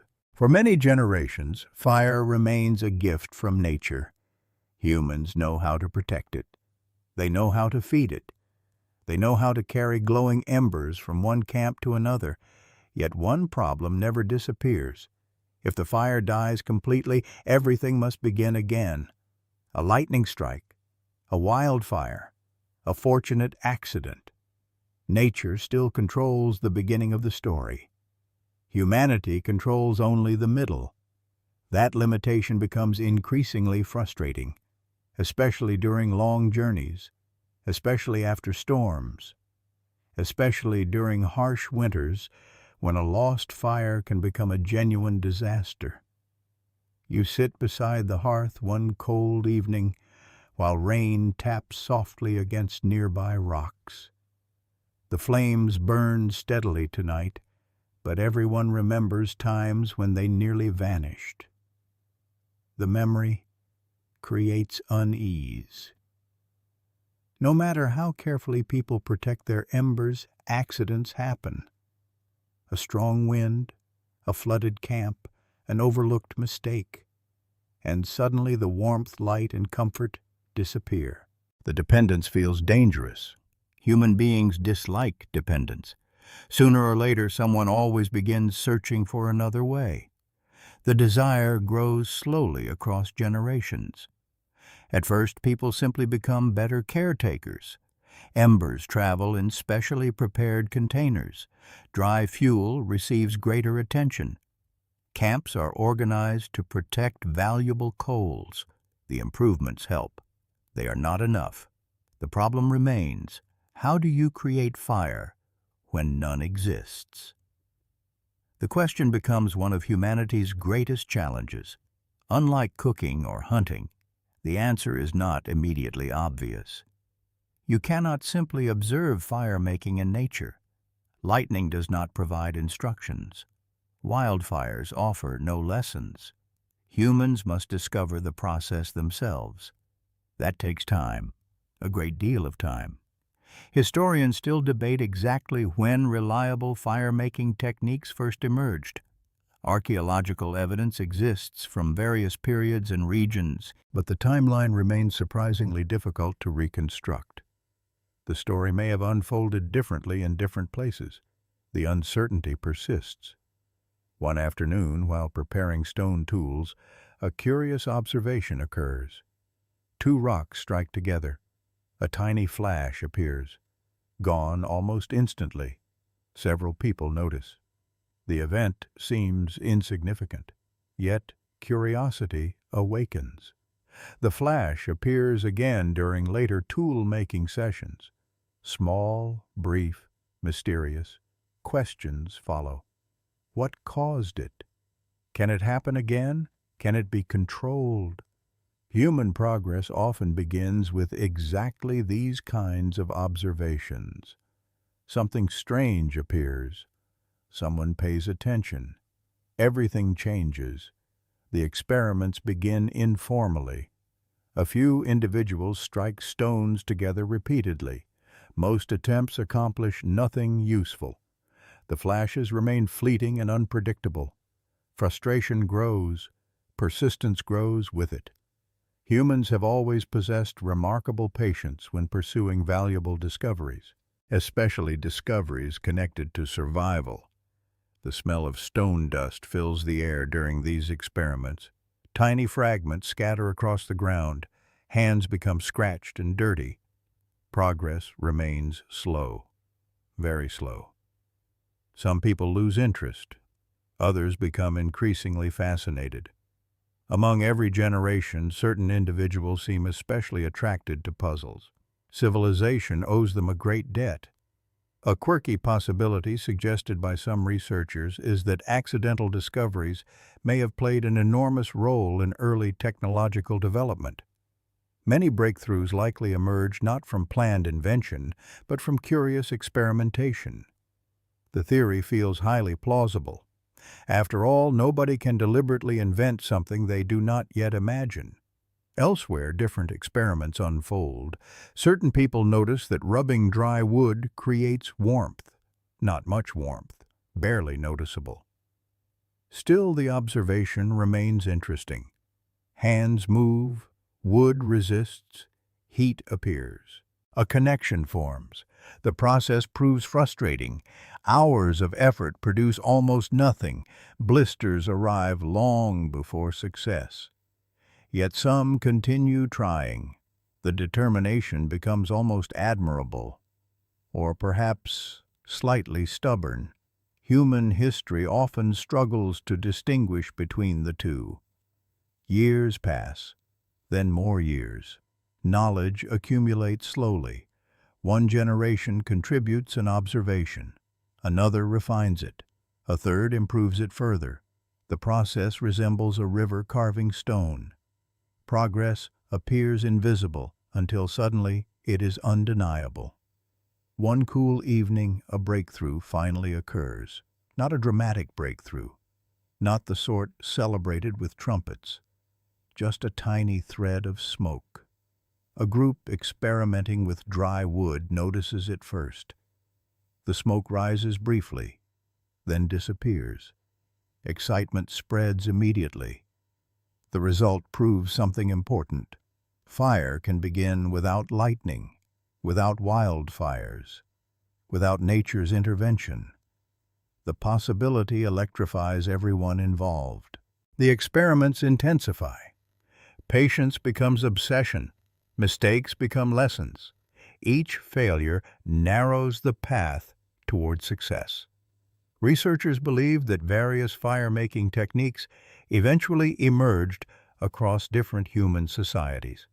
Friction methods, percussion methods, and combinations of both appeared in different regions and periods. The exact sequence remains uncertain. The achievement remains extraordinary. You imagine the tension surrounding one of those early successes. Hands moving rapidly.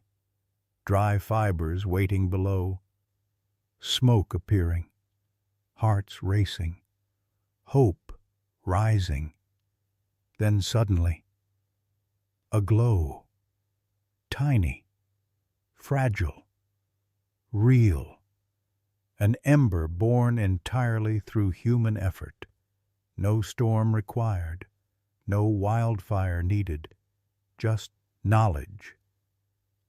The moment must have felt miraculous. For hundreds of thousands of years, fire arrived as a gift. Now it could be summoned. That changes the relationship completely. A child watching such a demonstration would grow up viewing fire differently than earlier generations ever could. Dependence begins fading. Control begins growing. The implications stretch far beyond a single camp, far beyond a single generation. A fire that can be created can travel anywhere. A fire that can be created can recover from accidents. A fire that can be created frees humanity from waiting for nature's permission. The fire crackles beside you tonight. Its flames seem familiar, comfortable, ordinary. Yet the knowledge surrounding it is becoming increasingly sophisticated. Humans no longer merely protect fire. They study it, experiment with it, master it. The journey remains unfinished. Many discoveries still await. But a crucial threshold has been crossed. For the first time, people are beginning to understand that fire is not simply a force encountered in the world. It is a force that can be called into existence. And once humanity learns that lesson, the future expands dramatically. Because the next stage of the story is no longer about finding fire, it is about wielding it. Once humans learn to create fire, the world becomes larger. Not physically. The mountains remain where they are. The rivers continue following ancient paths. The forests still cover vast stretches of land. Yet the human world expands dramatically. Because now, wherever people travel, fire can travel too. The difference is profound. For countless generations, every journey carried a hidden risk. Embers might die. Rain might extinguish precious coals.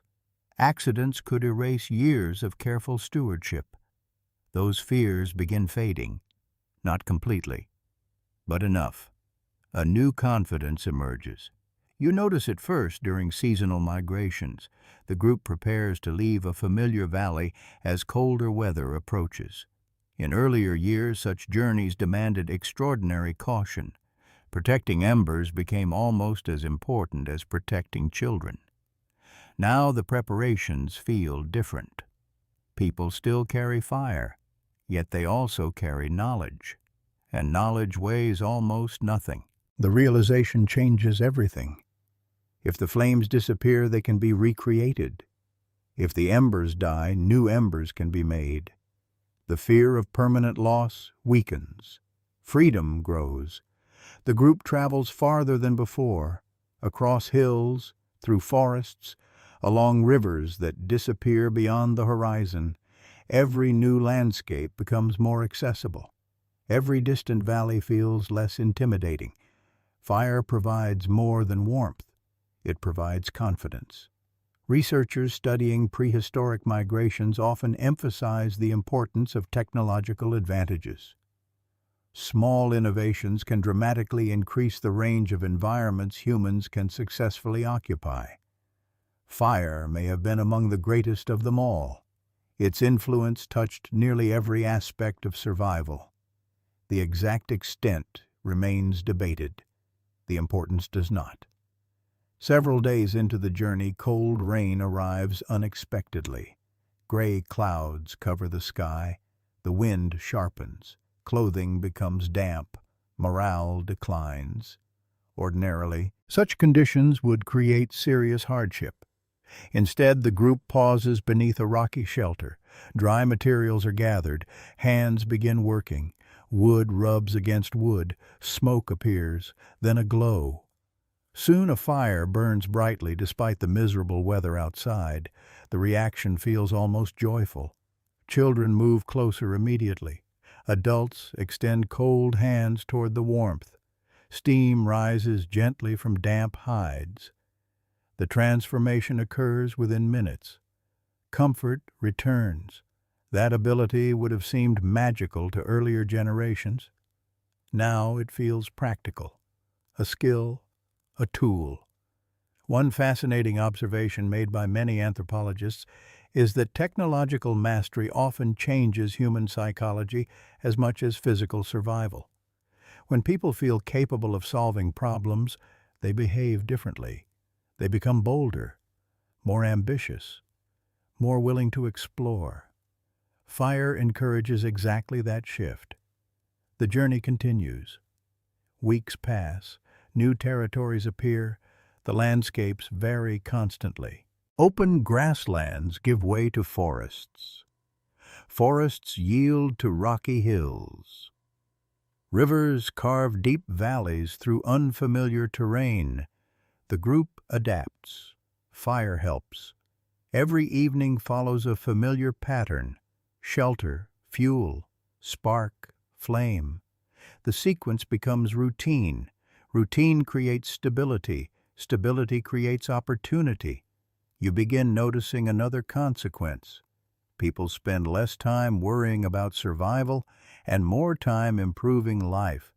Tools become more refined. Clothing becomes more effective.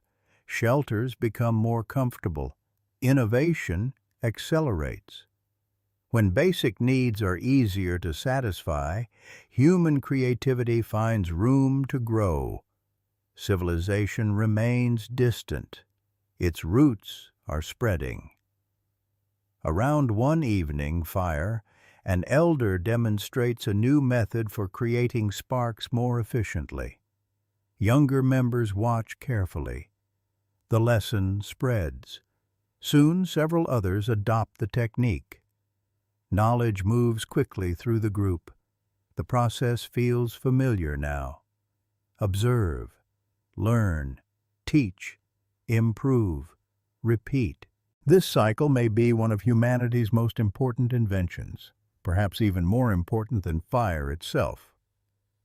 Historians still argue whether major breakthroughs emerge primarily from exceptional individuals or collective effort. The truth likely contains elements of both. A clever idea matters. A community that shares it matters even more. The firelight flickers across attentive faces. The lesson continues. Knowledge survives. Another winter approaches.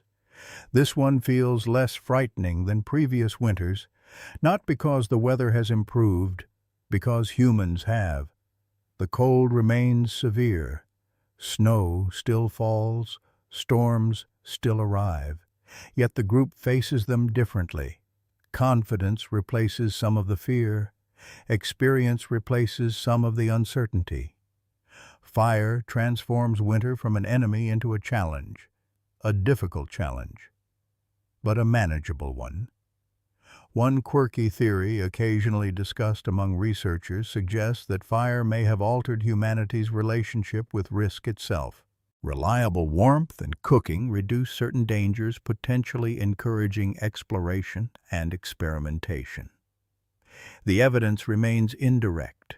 The idea feels reasonable. After all, people rarely venture boldly into the unknown when survival hangs by a thread. The camp grows larger over time.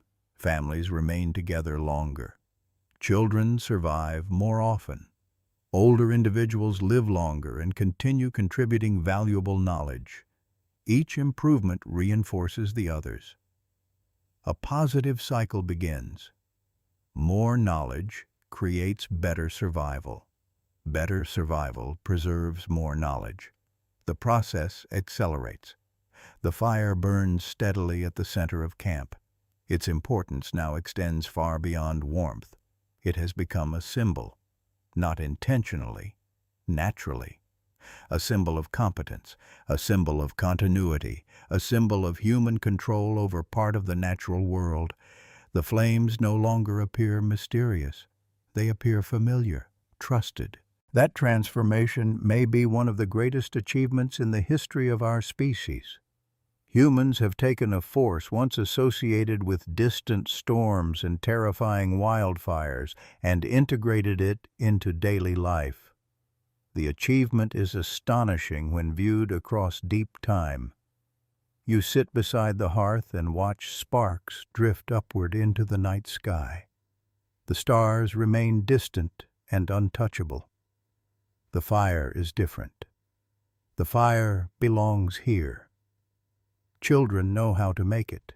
Adults know how to maintain it. Elders know how to teach it. The knowledge now moves through generations almost automatically. It has become part of culture, part of identity, part of being human. And because of that, the next chapter becomes possible. Humans are no longer merely surviving within nature. They are beginning to reshape it, one controlled flame at a time. The winters grow colder. Not everywhere, not all at once, but enough to matter. Across vast regions of the world, ice advances and retreats in slow rhythms. Winds shift, rainfall changes. Animals alter migration routes. Entire landscapes transform over generations. Most people never notice the full scale of these changes. The shifts happen too slowly. A single human life is brief. The earth is patient. Yet even gradual changes create challenges. And increasingly, humans meet those challenges with fire. You stand beside a campfire on a bitter evening. Snow covers much of the surrounding ground. Frost clings to nearby rocks. The air stings your face whenever the wind blows. Without fire, survival here would be nearly impossible. With fire, it becomes merely difficult. That distinction matters enormously. The flames crackle and send warmth across the camp. Children sleep beneath thick hides. Adults sit close together sharing food and stories, while the storm howls beyond the light. Outside the fire's reach, winter rules. Inside, humanity has carved out a small kingdom of warmth. The contrast feels remarkable. Researchers believe fire played a crucial role in allowing humans to expand into colder environments. Clothing and shelter mattered greatly, of course.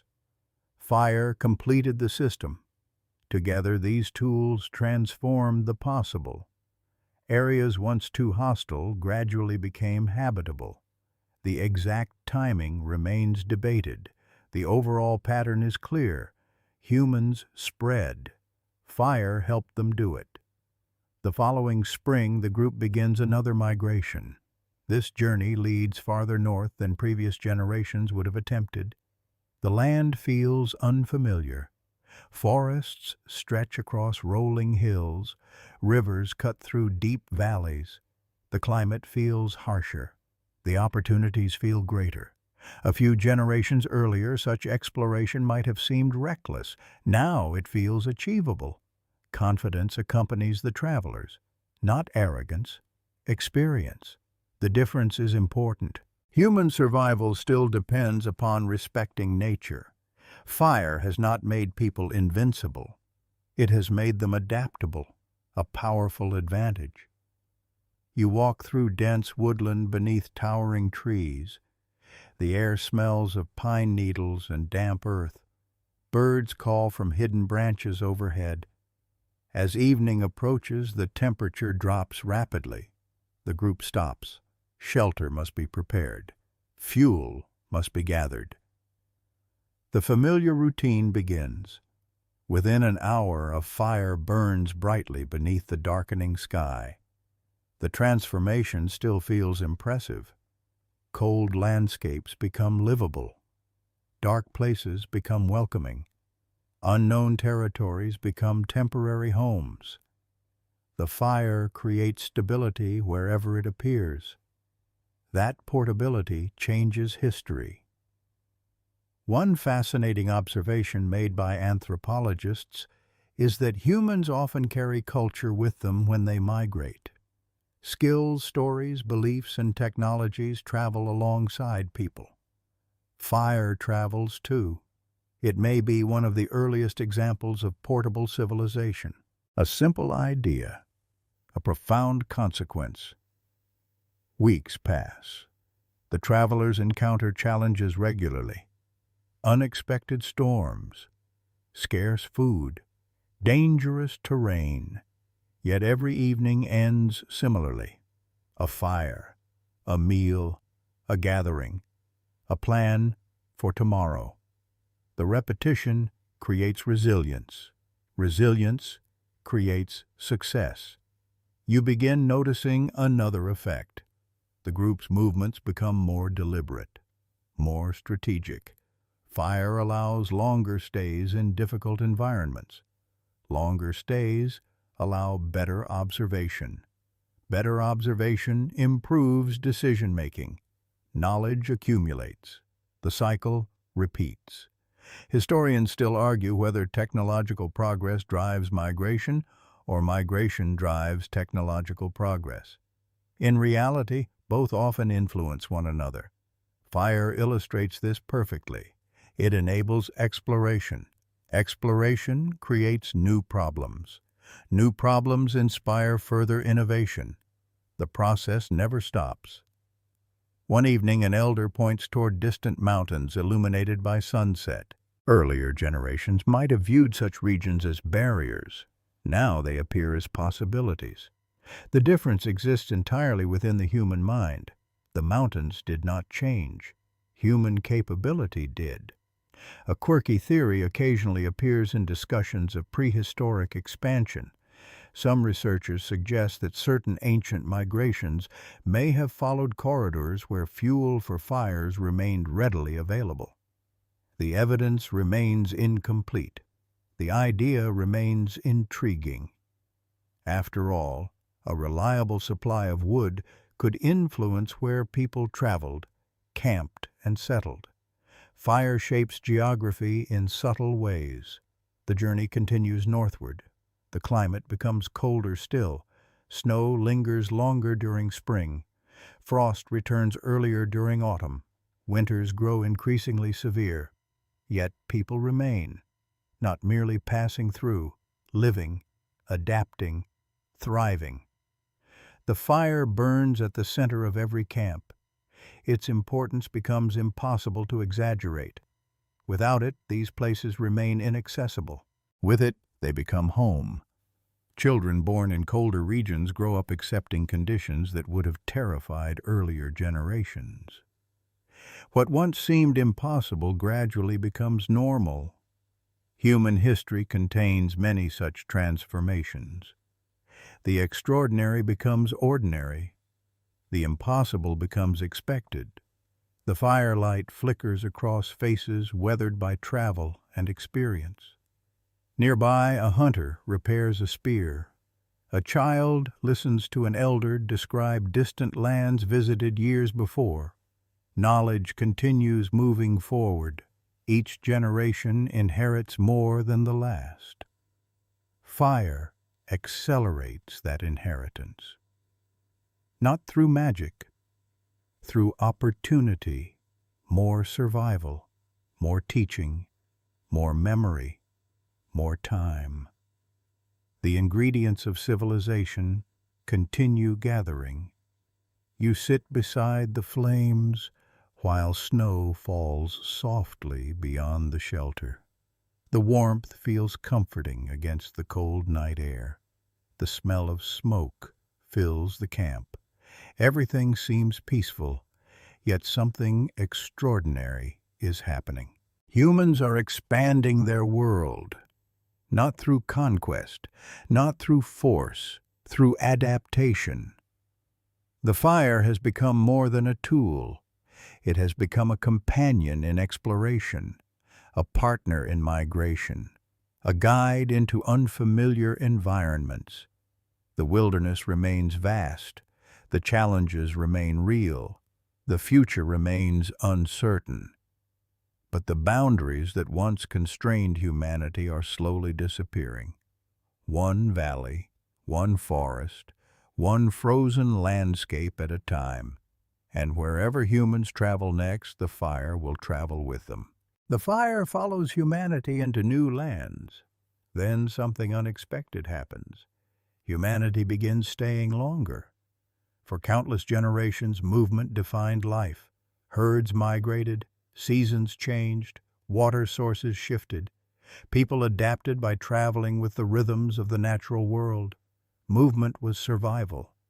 Yet fire quietly alters that equation. Not immediately, not dramatically, but steadily. The change begins beside a river. You arrive with your group during a season of abundance. Fish fill the waters. Game animals pass nearby.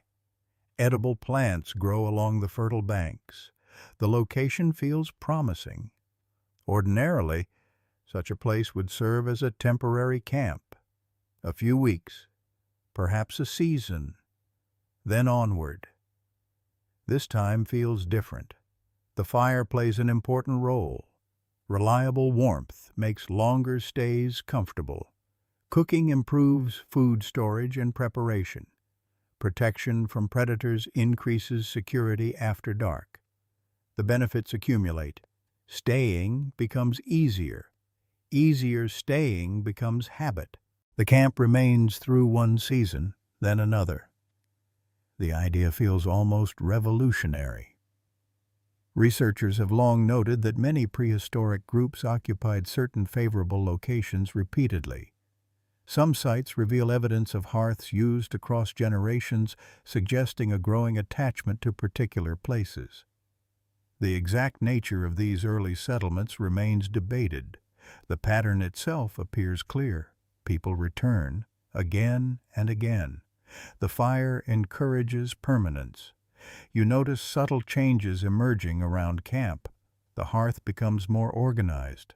Stones are arranged carefully around the flames. Fuel storage areas become more deliberate. Sleeping places remain in consistent locations. Nothing formal exists. Yet structure begins appearing. Humans naturally organize space around important resources. Few resources matter more than fire. The center of camp becomes predictable. Predictability creates stability. Stability changes behavior. Children know where to gather. Adults know where to teach. Visitors know where to sit. The fire becomes the heart of a community. Not just a source of warmth, a source of order. One evening, while watching flames dance across the hearth, you notice something remarkable. Several generations sit together, children, parents, grandparents, all sharing the same space, all participating in the same conversations. The arrangement feels ordinary. It is profoundly important. Knowledge now flows more effectively between age groups. Skills survive longer. Experiences accumulate rather than disappear. The fire strengthens continuity. Continuity strengthens culture. Culture strengthens survival. The cycle reinforces itself. A mainstream historical observation appears repeatedly throughout human history. Stable gathering places often become centers of innovation because people exchange ideas more frequently. Even before villages existed, the principle was already operating.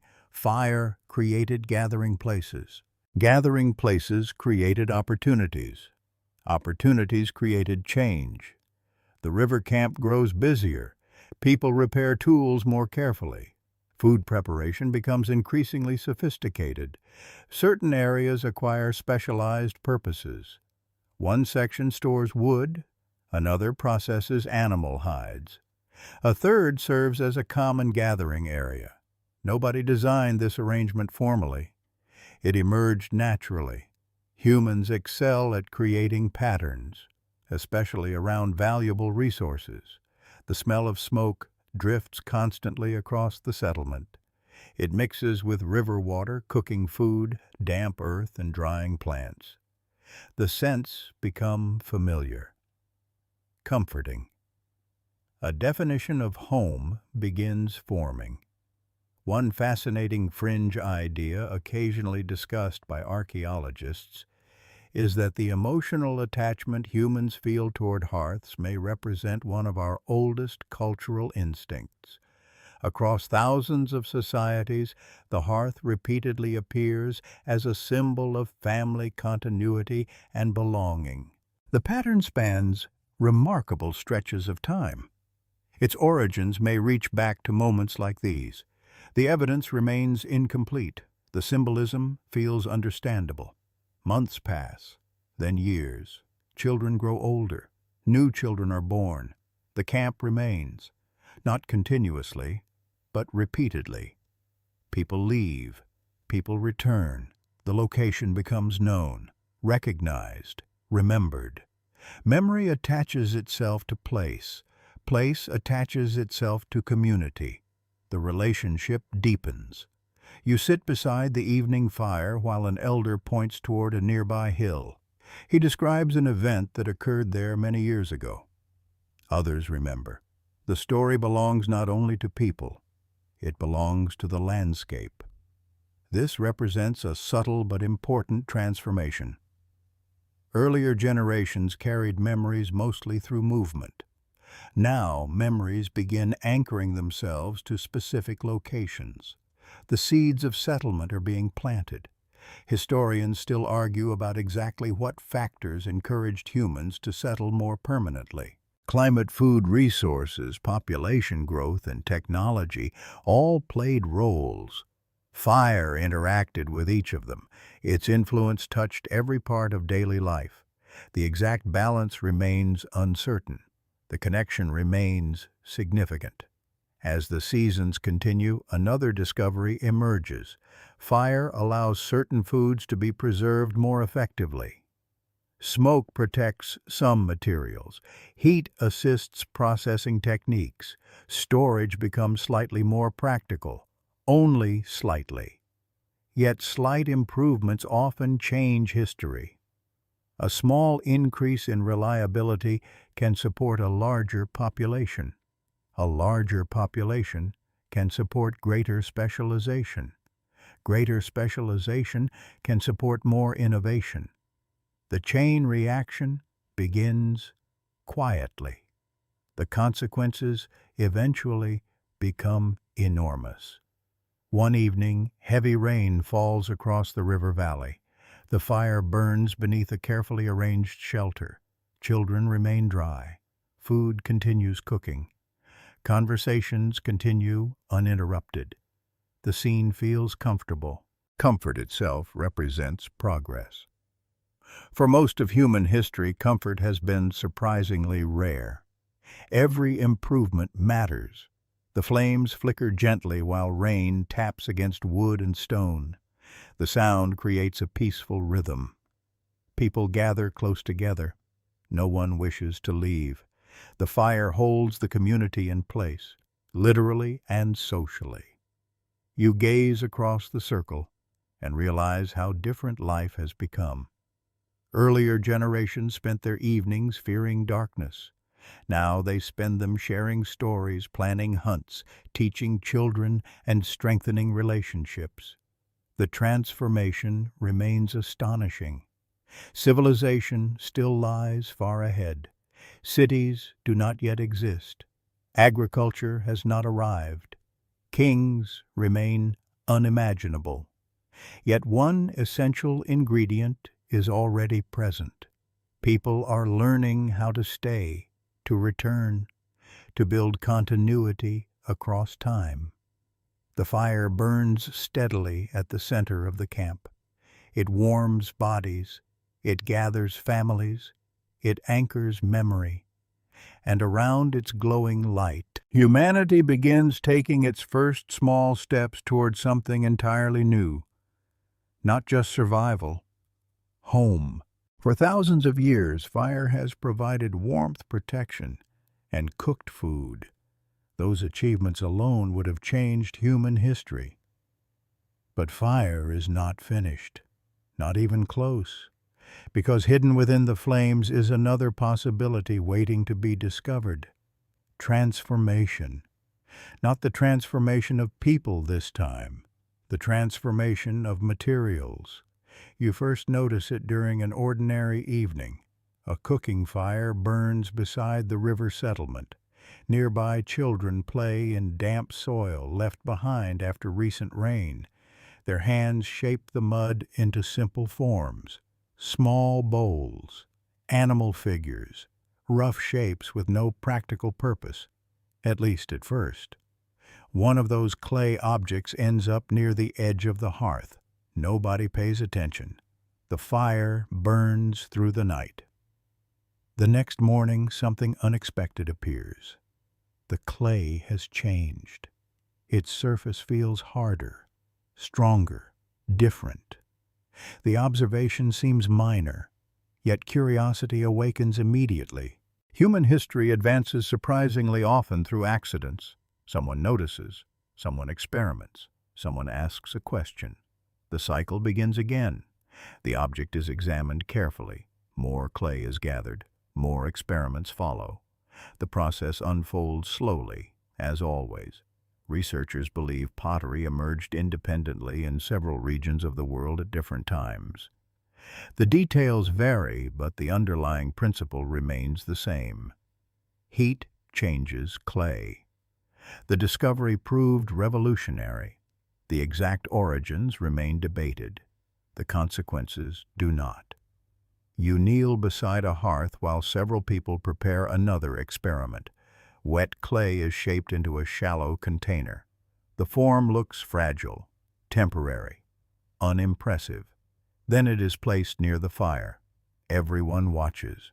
The flames perform their quiet work. Hours pass. The clay dries, hardens, transforms. The result feels almost magical. Yet magic is often just a name for processes not yet understood. The fire reveals another secret. Earth itself can be changed. The implications spread quickly. A hardened clay vessel can hold water more effectively than woven baskets. It can store food. It can survive repeated use. Life becomes slightly easier, and slightly easier has changed human history many times. The smell of smoke mixes with damp clay as more experiments unfold. Hands become coated with mud. Children participate enthusiastically. Mistakes occur constantly. Some vessels crack. Others collapse. A few shatter completely. Failure remains an excellent teacher. Every broken pot contains information. Every success inspires another attempt. The settlement buzzes with curiosity. One mainstream fact recognized by archaeologists is that pottery dramatically improved food storage and preparation. Communities could preserve resources more effectively and manage seasonal shortages with greater confidence. The impact reached far beyond simple containers. Storage changes behavior. Behavior changes society. The chain reaction begins quietly, as it always does. The fire crackles beside rows of drying clay objects. Some resemble bowls. Others resemble jars. A few possess shapes that no one has seen before. Innovation thrives when people have time to experiment. The stable settlements created by fire now produce new discoveries powered by fire. The cycle reinforces itself beautifully. One evening, an elder places colored minerals near the edge of a hot hearth. The stones darken. Some change shade slightly. The observation attracts attention. Another experiment begins. Human curiosity never rests for long.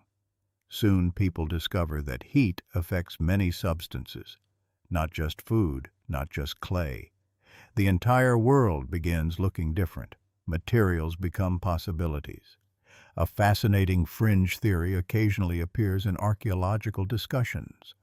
Some researchers wonder whether many early crafts emerged through playful experimentation rather than deliberate planning.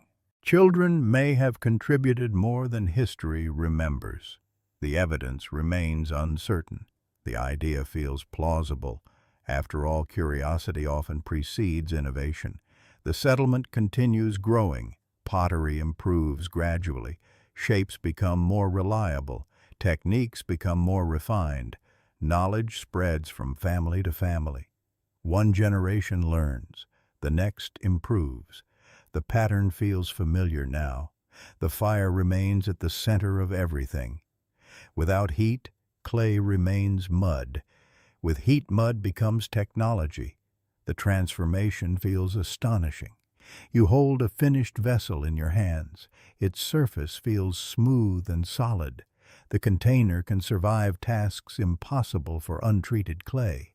The object represents something important. Humanity is no longer merely adapting to natural materials. Humanity is altering them. The distinction marks a profound shift. Historians often view this ability as a crucial step toward civilization. Technologies become increasingly sophisticated when humans learn to transform raw materials into entirely new forms. Pottery represents one of the earliest examples. Many more will follow. The firelight dances across rows of completed vessels. Their shadows stretch across the ground. Nearby families prepare meals while children listen to stories. The settlement feels increasingly organized, increasingly permanent, increasingly complex. Not because of any grand plan, because countless small improvements continue accumulating. The process resembles growing roots beneath the soil, invisible at first, powerful over time. One rainy season arrives. Stored food survives better than before. Containers protect valuable resources.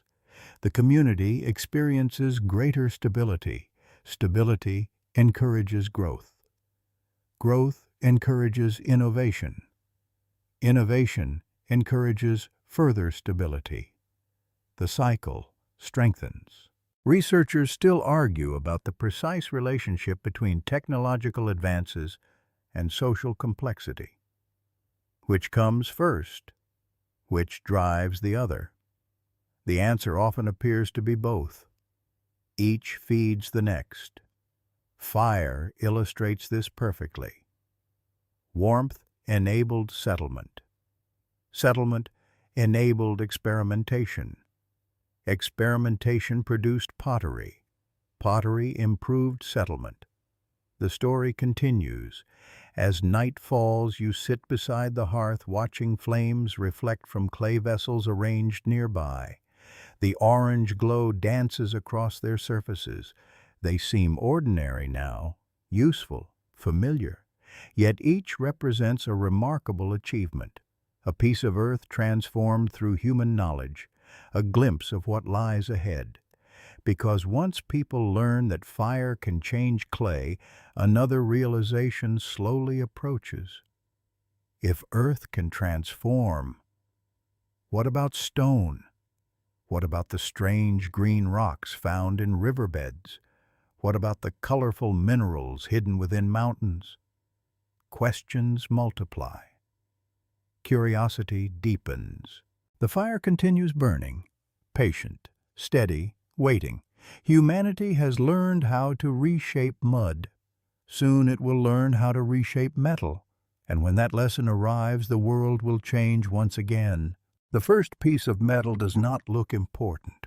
It does not announce itself. It does not shine like a treasure from a legend. It simply appears among stones gathered from a riverbank, small, unremarkable, easy to overlook. Yet hidden inside that ordinary-looking rock lies another revolution, waiting for fire. By now, generations have passed since the first ember was carried home from the burned forest. The fire has become part of daily life. People cook with it, sleep beside it, shape clay with it. The flames feel familiar, trusted, almost ordinary. That familiarity allows new questions to emerge. What else can heat do? The answer arrives slowly, as usual. One evening, someone notices a strange green stone changing color near a particularly hot fire. The stone darkens. Small beads of something unusual appear along its surface. The observation sparks curiosity. Again, always curiosity.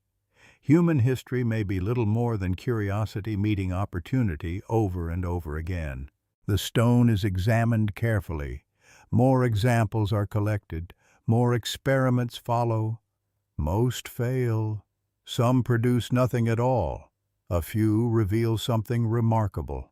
Tiny droplets of metal, soft, malleable, unlike stone, unlike clay, entirely new. Researchers believe the earliest encounters with metal likely involved native copper, which occasionally occurs in pure form. Later discoveries revealed that certain ores could release metal when exposed to sufficient heat. The exact sequence varies across regions. The broader story remains extraordinary. Fire unlocks the secret. You stand beside a blazing hearth while several curious experimenters work. The fire burns hotter than an ordinary cooking fire. Extra fuel has been added. Air is directed toward the flames. The heat becomes intense, almost uncomfortable. The smell differs too, less like wood smoke, more like hot minerals and earth. The atmosphere feels focused, purposeful. Everyone watches closely. Inside the fire, stones begin changing. Colors shift. Textures alter. Then slowly something emerges. A small metallic fragment. Not large, not impressive by modern standards. Yet nobody present has ever seen anything like it. The object catches light differently. Its surface reflects the fire. The effect feels mesmerizing. A new material has entered the human world. The discovery spreads gradually.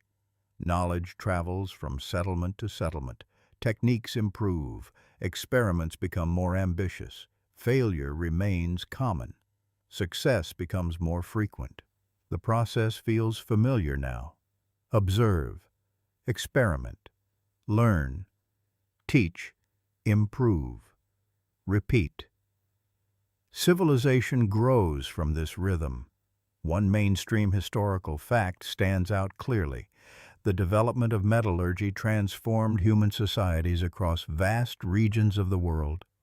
Tools became more effective, trade expanded, new forms of specialization emerged, everything accelerated. Fire stood at the center. Without heat, metal remains trapped inside stone. With heat, possibilities multiply. You watch skilled craftspeople working near a furnace-like hearth. The structure differs from earlier fires. It has been designed deliberately, built for heat, built for transformation, built for purpose. The change feels significant.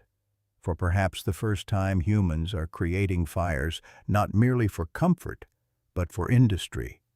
The distinction matters. The fire's role continues evolving. Generations earlier, flames protected people from predators. Now, flames help create technology. The journey feels astonishing. Nearby, a young apprentice observes every movement carefully. Questions fill his eyes. The older craftsperson demonstrates techniques patiently. Knowledge transfers again. Always the same pattern. The fire remains a teacher. One fascinating fringe observation occasionally discussed by historians is how often major technological breakthroughs depended upon accidental discoveries. A stone falls into a fire. A material changes unexpectedly. Someone notices. The accident matters. The observation matters more. Countless discoveries likely vanished because nobody paid attention. Human progress often belongs to the observant. The settlement grows larger. Trade begins connecting distant communities. Valuable materials move between regions. Certain groups become known for particular skills. Specialization emerges. The social world becomes increasingly complex. Fire contributes to all of it. A metal tool appears in one village. Soon others want similar tools. Demand creates exchange. Exchange creates networks. Networks create civilization. The process unfolds gradually, almost invisibly.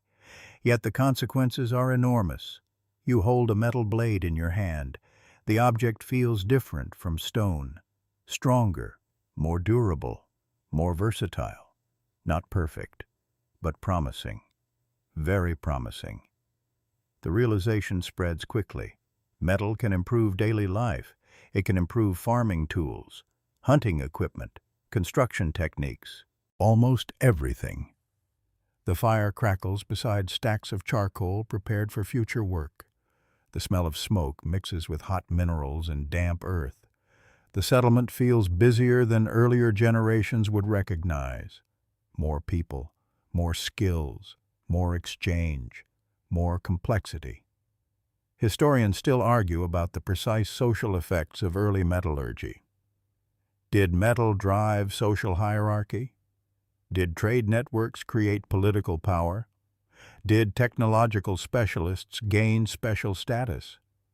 The answers vary. The debates continue. One fact remains clear. Fire made metallurgy possible. Without controlled heat, the age of metal never arrives. As years become centuries, copper gives way to bronze in some regions. Bronze proves harder and more useful for many applications. New techniques emerge. New knowledge spreads. The pace of change increases. Civilization begins gathering momentum. A child sits beside a furnace watching sparks rise into the evening sky. The scene resembles countless evenings around earlier campfires. And yet it is profoundly different. The fire is no longer simply a companion. It is an engine, a machine of transformation, a force that reshapes materials, economies, and societies. The humble ember carried from the burned forest has traveled a long way, farther than anyone could have imagined. You gaze into the furnace and watch molten metal glow orange within the heat. The sight feels strangely familiar. The colors resemble the first campfires. The movement resembles the first flames. The same force remains at work. Only its purpose has changed, or perhaps expanded. Because fire never stopped being warmth, never stopped being protection, never stopped being a gathering place. It simply became more, much more. And as the furnaces burn brighter across growing settlements, another transformation approaches. Villages will become cities. Cities will become kingdoms. Kingdoms will become empires. And at the center of every stage fire will continue its patient work, changing the world one flame at a time. The villages become towns. The towns become cities, and the fire grows with them. What once flickered inside a hollow piece of wood now burns in thousands of hearths across expanding civilizations. Smoke rises from homes, workshops, bakeries, kilns, and furnaces. Entire skylines begin announcing human presence through columns of drifting gray. The world is changing. Quickly now. For tens of thousands of years, fire transformed human life gradually. Then civilization accelerates the process. Every new settlement demands more heat, more light, more industry, more power.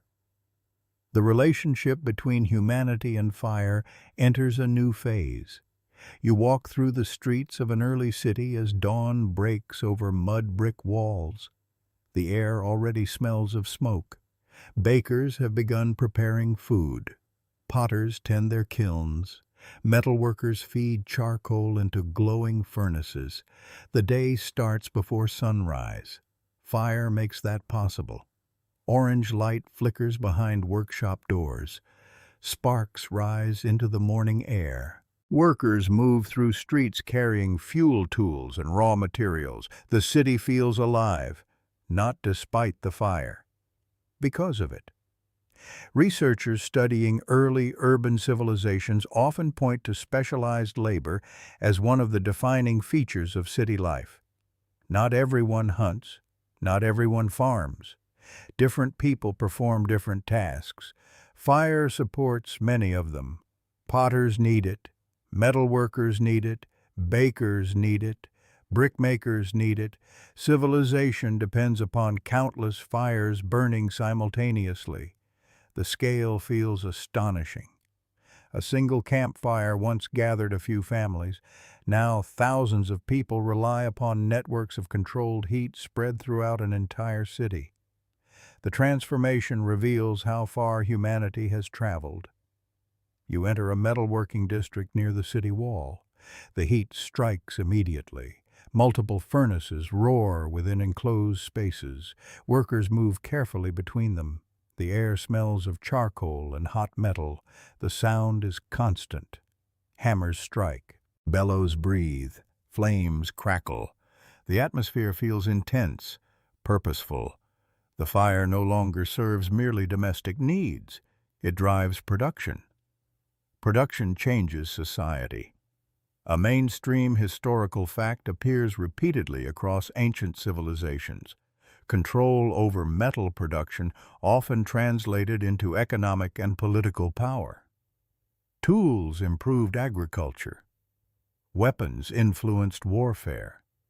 Trade expanded wealth. Fire sat quietly beneath all of it. Without furnaces, those advantages disappear. The city continues growing, brick by brick, wall by wall. Many of those bricks owe their strength to fire. Sun-dried bricks serve some purposes, but fired bricks survive longer and withstand harsher conditions. The city literally contains fire within its foundations.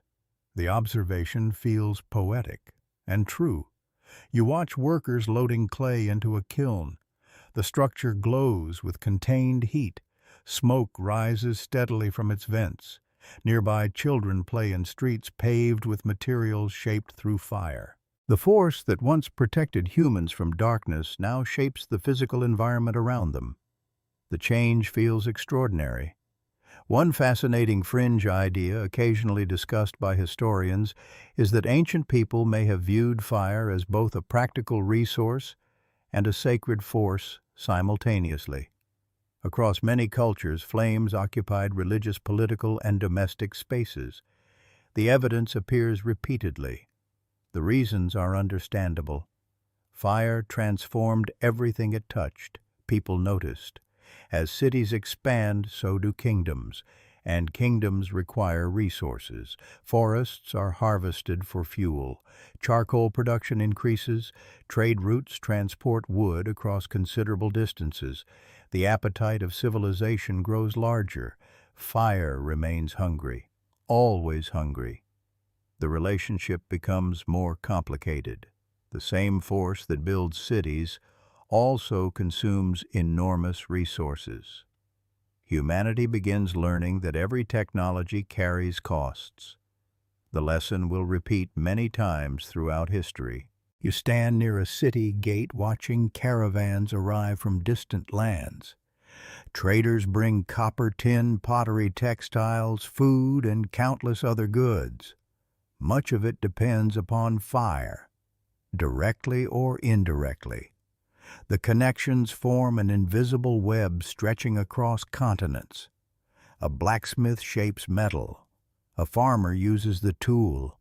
A merchant transports crops. A city grows. The chain begins with heat. Historians still argue about which innovations contributed most to the rise of complex civilizations. Agriculture, writing, governance, trade, and technology all compete for attention. Fire quietly supports each one. Its influence often hides in the background. Yet it remains essential. The sun sets over the city. Thousands of lights appear, not electric lights. Firelight, torches, lamps, hearths, furnaces. The city glows against the darkness. The sight would have astonished the first humans who carried embers home from the burned forest. A few flames became many. Many became thousands. The scale seems almost impossible. You walk through evening streets illuminated by flickering lamps. Conversations continue after sunset. Workshops remain active. Guards patrol city walls. Night itself has changed. Again. The transformation that began around a small campfire now operates across entire urban landscapes. Darkness no longer ends activity. Civilization extends into the night. The consequences are profound. A scholar studies by lamplight. A craftsperson finishes a project. A merchant reviews accounts. A parent tells stories beside a hearth. Fire creates time, just as it always has. Only now the scale is larger, far larger. The smell of smoke drifts above rooftops. Somewhere nearby, bread bakes in a clay oven. Elsewhere, metal glows inside a furnace. The city hums with activity. Everywhere you look, fire works quietly in the background. Building, transforming, supporting, connecting. The force remains recognizable despite all the changes. The flames still dance. The embers still glow. The warmth still comforts. Yet their influence now reaches across entire civilizations. Empires will rise. Empires will fall. Languages will change. Borders will shift.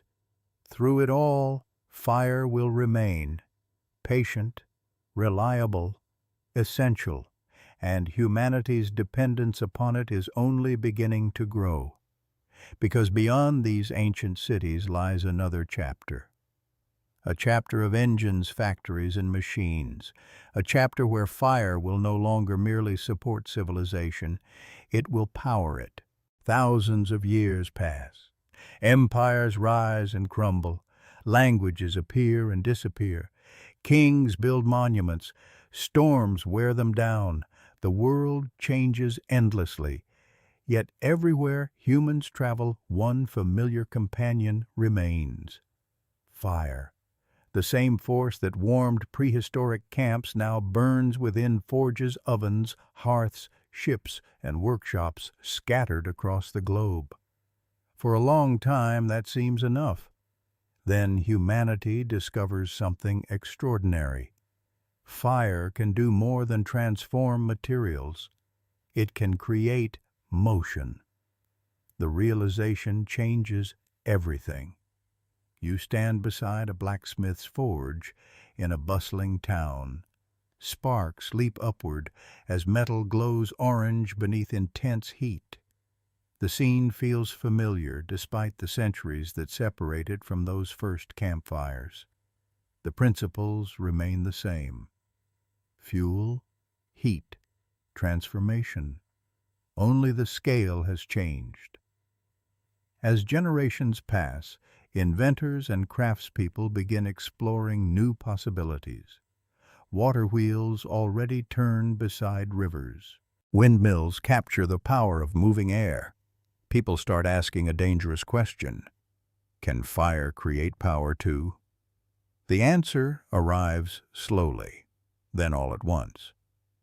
Historians often identify the development of steam technology as one of the most significant turning points in human history. The exact process involved countless inventors, improvements, and experiments spread across centuries. The underlying principle remains beautifully simple. Heat water, create steam, harness movement. The consequences prove enormous. You watch an early steam engine operating beside a mine. Fire burns continuously beneath a massive boiler. The machine hisses and rattles. Metal components move rhythmically. The sight feels almost alive. In some ways it is. The machine converts fire into work. Work that once required animals. Work that once required people. Work now performed by heat itself. The transformation feels revolutionary because it is. For most of human history, fire helped humans survive. Now fire helps humans build entirely new worlds. The smell surrounding these early engines differs from familiar campfires. Smoke mixes with oil, metal, and hot machinery. The air feels heavy, industrial. A new era has begun. One fascinating observation made by many historians is that the Industrial Revolution depended heavily upon ancient discoveries. Steam engines appear modern compared with campfires, yet both rely upon the same fundamental mastery of heat. The connection stretches across tens of thousands of years. The chain remains unbroken. A quirky theory occasionally appears in historical discussions. Some scholars suggest that if a prehistoric human could somehow witness a steam locomotive, the machine might appear less mysterious than we imagine. After all, they would instantly recognize the fire. The engine's heart remains familiar. The thought feels strangely comforting. The world grows louder. Factories rise near rivers and ports. Furnaces burn day and night. Cities expand rapidly. Populations increase. Production accelerates. Fire powers much of it. Coal feeds furnaces. Furnaces feed industries. Industries reshape societies. The pace of change becomes breathtaking. You walk through a growing industrial city. Tall chimneys stretch into the sky. Smoke drifts above rooftops. Workers move through crowded streets. The smell of combustion lingers everywhere, not always pleasantly. The relationship between humanity and fire becomes more complicated. The benefits remain enormous. The costs become visible too. Every technology carries consequences. Civilization continues learning that lesson. Historians still argue about the balance between industrial progress and its environmental impact. The debate remains active even today. Different societies reached different conclusions at different times. The questions remain important. The answers remain evolving. Yet one fact stands beyond dispute. Fire helped power the modern world. Railways cross continents. Steamships cross oceans. Factories produce goods on unprecedented scales. Entire economies depend upon controlled combustion. The humble campfire has become a global force. The scale feels almost unimaginable. You stand beside a railway station as a steam locomotive arrives. Heat radiates from the engine. Steam billows into the air. The machine breathes like some enormous mechanical creature. People gather to watch. The sight inspires awe. For good reason. The locomotive represents thousands of years of accumulated knowledge. Every lesson learned beside ancient hearths contributed in some small way to this moment. The connection remains invisible. The connection remains real. Night falls over the industrial city. Lights appear everywhere. Factories glow. Homes glow. Street lamps illuminate roads. The darkness retreats farther than ever before. The ancient struggle continues. Only now humanity possesses vastly greater resources. The fire that once protected a handful of people now supports millions. The transformation feels astonishing. Yet beneath all the machinery, All the industry and all the complexity, the fundamentals remain unchanged. Heat creates opportunity. Light extends possibility. Energy drives civilization. Fire provides all three.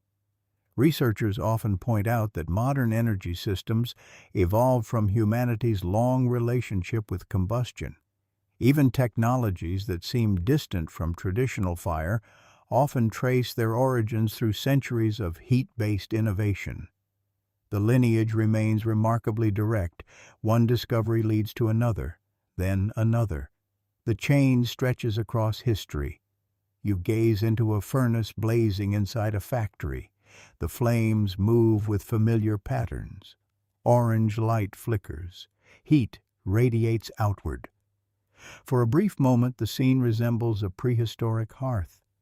Different surroundings, different purpose, same fire. The realization feels profound. Civilization has changed almost beyond recognition. Fire has changed too, yet something essential remains. The partnership endures. Humanity continues finding new ways to use the ancient force first carried home from a burned forest. The journey is not over. Modernity waits just ahead. Electricity, engines, global networks, technologies beyond the imagination of ancient hunters. And even there, hidden beneath layers of complexity, the influence of fire still burns. You sit beside a fire once more, not because civilization has failed, not because history has reversed itself, but because some things never truly disappear. The flames rise gently into the night air. Wood crackles softly. Sparks drift upward toward the stars just as they did tens of thousands of years ago. The sound feels familiar. The sight feels familiar. The feeling feels familiar. And that may be the most remarkable part of the entire story. Tonight, you are surrounded by a modern world. Cities glow beyond horizons. Satellites circle overhead. Information travels across continents in moments. Machines perform tasks that would have seemed impossible to every generation that came before. Yet here you are, watching fire, exactly as your ancestors once did. The connection spans an almost unimaginable distance through time. The first humans who approached a burned forest could never have predicted what would follow. They could not imagine cities. They could not imagine writing, metallurgy, engines, or electricity. They simply wanted warmth, safety, a better chance of surviving the night. And somehow, that simple desire helped build civilization. The journey has been extraordinary. Fire warmed cold hands. Then it cooked food. It gathered families. It protected children. It encouraged stories. It carried knowledge. It enabled migration. It strengthened settlements. It transformed clay. It unlocked metal. It supported cities. It powered industries. Again and again, fire expanded what humans believed possible. Researchers still debate countless details of this long story. Archaeologists continue uncovering evidence. Historians continue revising theories. New discoveries emerge regularly. Many mysteries remain. Exactly when fire became common, exactly how early humans first mastered it, exactly how much influence it exerted upon language, culture, and social development. The uncertainties persist. The larger truth remains clear. Few forces have shaped humanity more profoundly. One fascinating observation appears throughout human history. No matter how advanced societies become, people continue gathering around flames. Campfires, hearths, candles, fireplaces. The attraction never disappears. Perhaps it is cultural. Perhaps it is biological. Perhaps it is both. The answer remains uncertain. The pattern remains undeniable. You watch the firelight dance across the ground. The flames never stop moving. That may explain part of their appeal. The fire changes constantly while remaining recognizably itself. Much like civilization, much like humanity. A quirky idea occasionally suggested by anthropologists is that modern humans may still carry ancient psychological responses to firelight. Some studies indicate that people often become calmer when observing flames. The evidence remains incomplete. The experience feels familiar. Even now, the night air cools around you. The warmth remains comforting. Beyond the circle of light lies darkness, not threatening darkness, peaceful darkness. Yet the image echoes those distant prehistoric nights when darkness represented uncertainty and danger. Your ancestors faced that world. Fire helped them endure it. The flames burn steadily. Their light illuminates nearby faces, just as it illuminated faces thousands of generations ago. Different people, different languages, different lives, the same fire. The continuity feels beautiful. Civilization often appears complicated when viewed from a distance. Histories fill libraries. Empires span continents. Technologies become increasingly sophisticated, yet many of those achievements trace back to surprisingly simple origins. A question, a discovery, an ember. Human history rarely advances through single dramatic moments. More often, it progresses through countless small successes accumulated across vast stretches of time. Fire exemplifies that process perfectly. One generation learned to preserve it. Another learned to transport it. Another learned to create it. Another learned to use it in new ways. Knowledge passed forward. Improvement followed improvement. Civilization emerged. Not suddenly, gradually, patiently, like a fire growing from a spark. The stars shine overhead. The flames answer below. The image feels timeless. And perhaps it is. Because despite all our inventions, despite all our accomplishments, and despite all our transformations, we remain connected to those early people who first sat beside controlled fire and wondered what else might be possible. Their curiosity became our inheritance. Their discoveries became our foundation. Their fire became our civilization. The flames settle lower now. The crackling softens. The night grows quieter. And as our journey reaches its end, you find yourself sitting once again beside the same ancient companion that has traveled with humanity from wilderness to modernity. Not merely a tool, not merely a technology, a partner in the human story. A small sun carried through the darkness, a light that helped our species survive long enough to dream. And now, as the fire burns gently before you, there is nothing left to do except rest. The air feels cooler. The flames move more slowly. The stars seem brighter. You watch the embers glow beneath a blanket of soft ash, orange fading toward red, red fading toward darkness. The sounds of the world become quieter with each passing moment. A faint breeze moves through the night.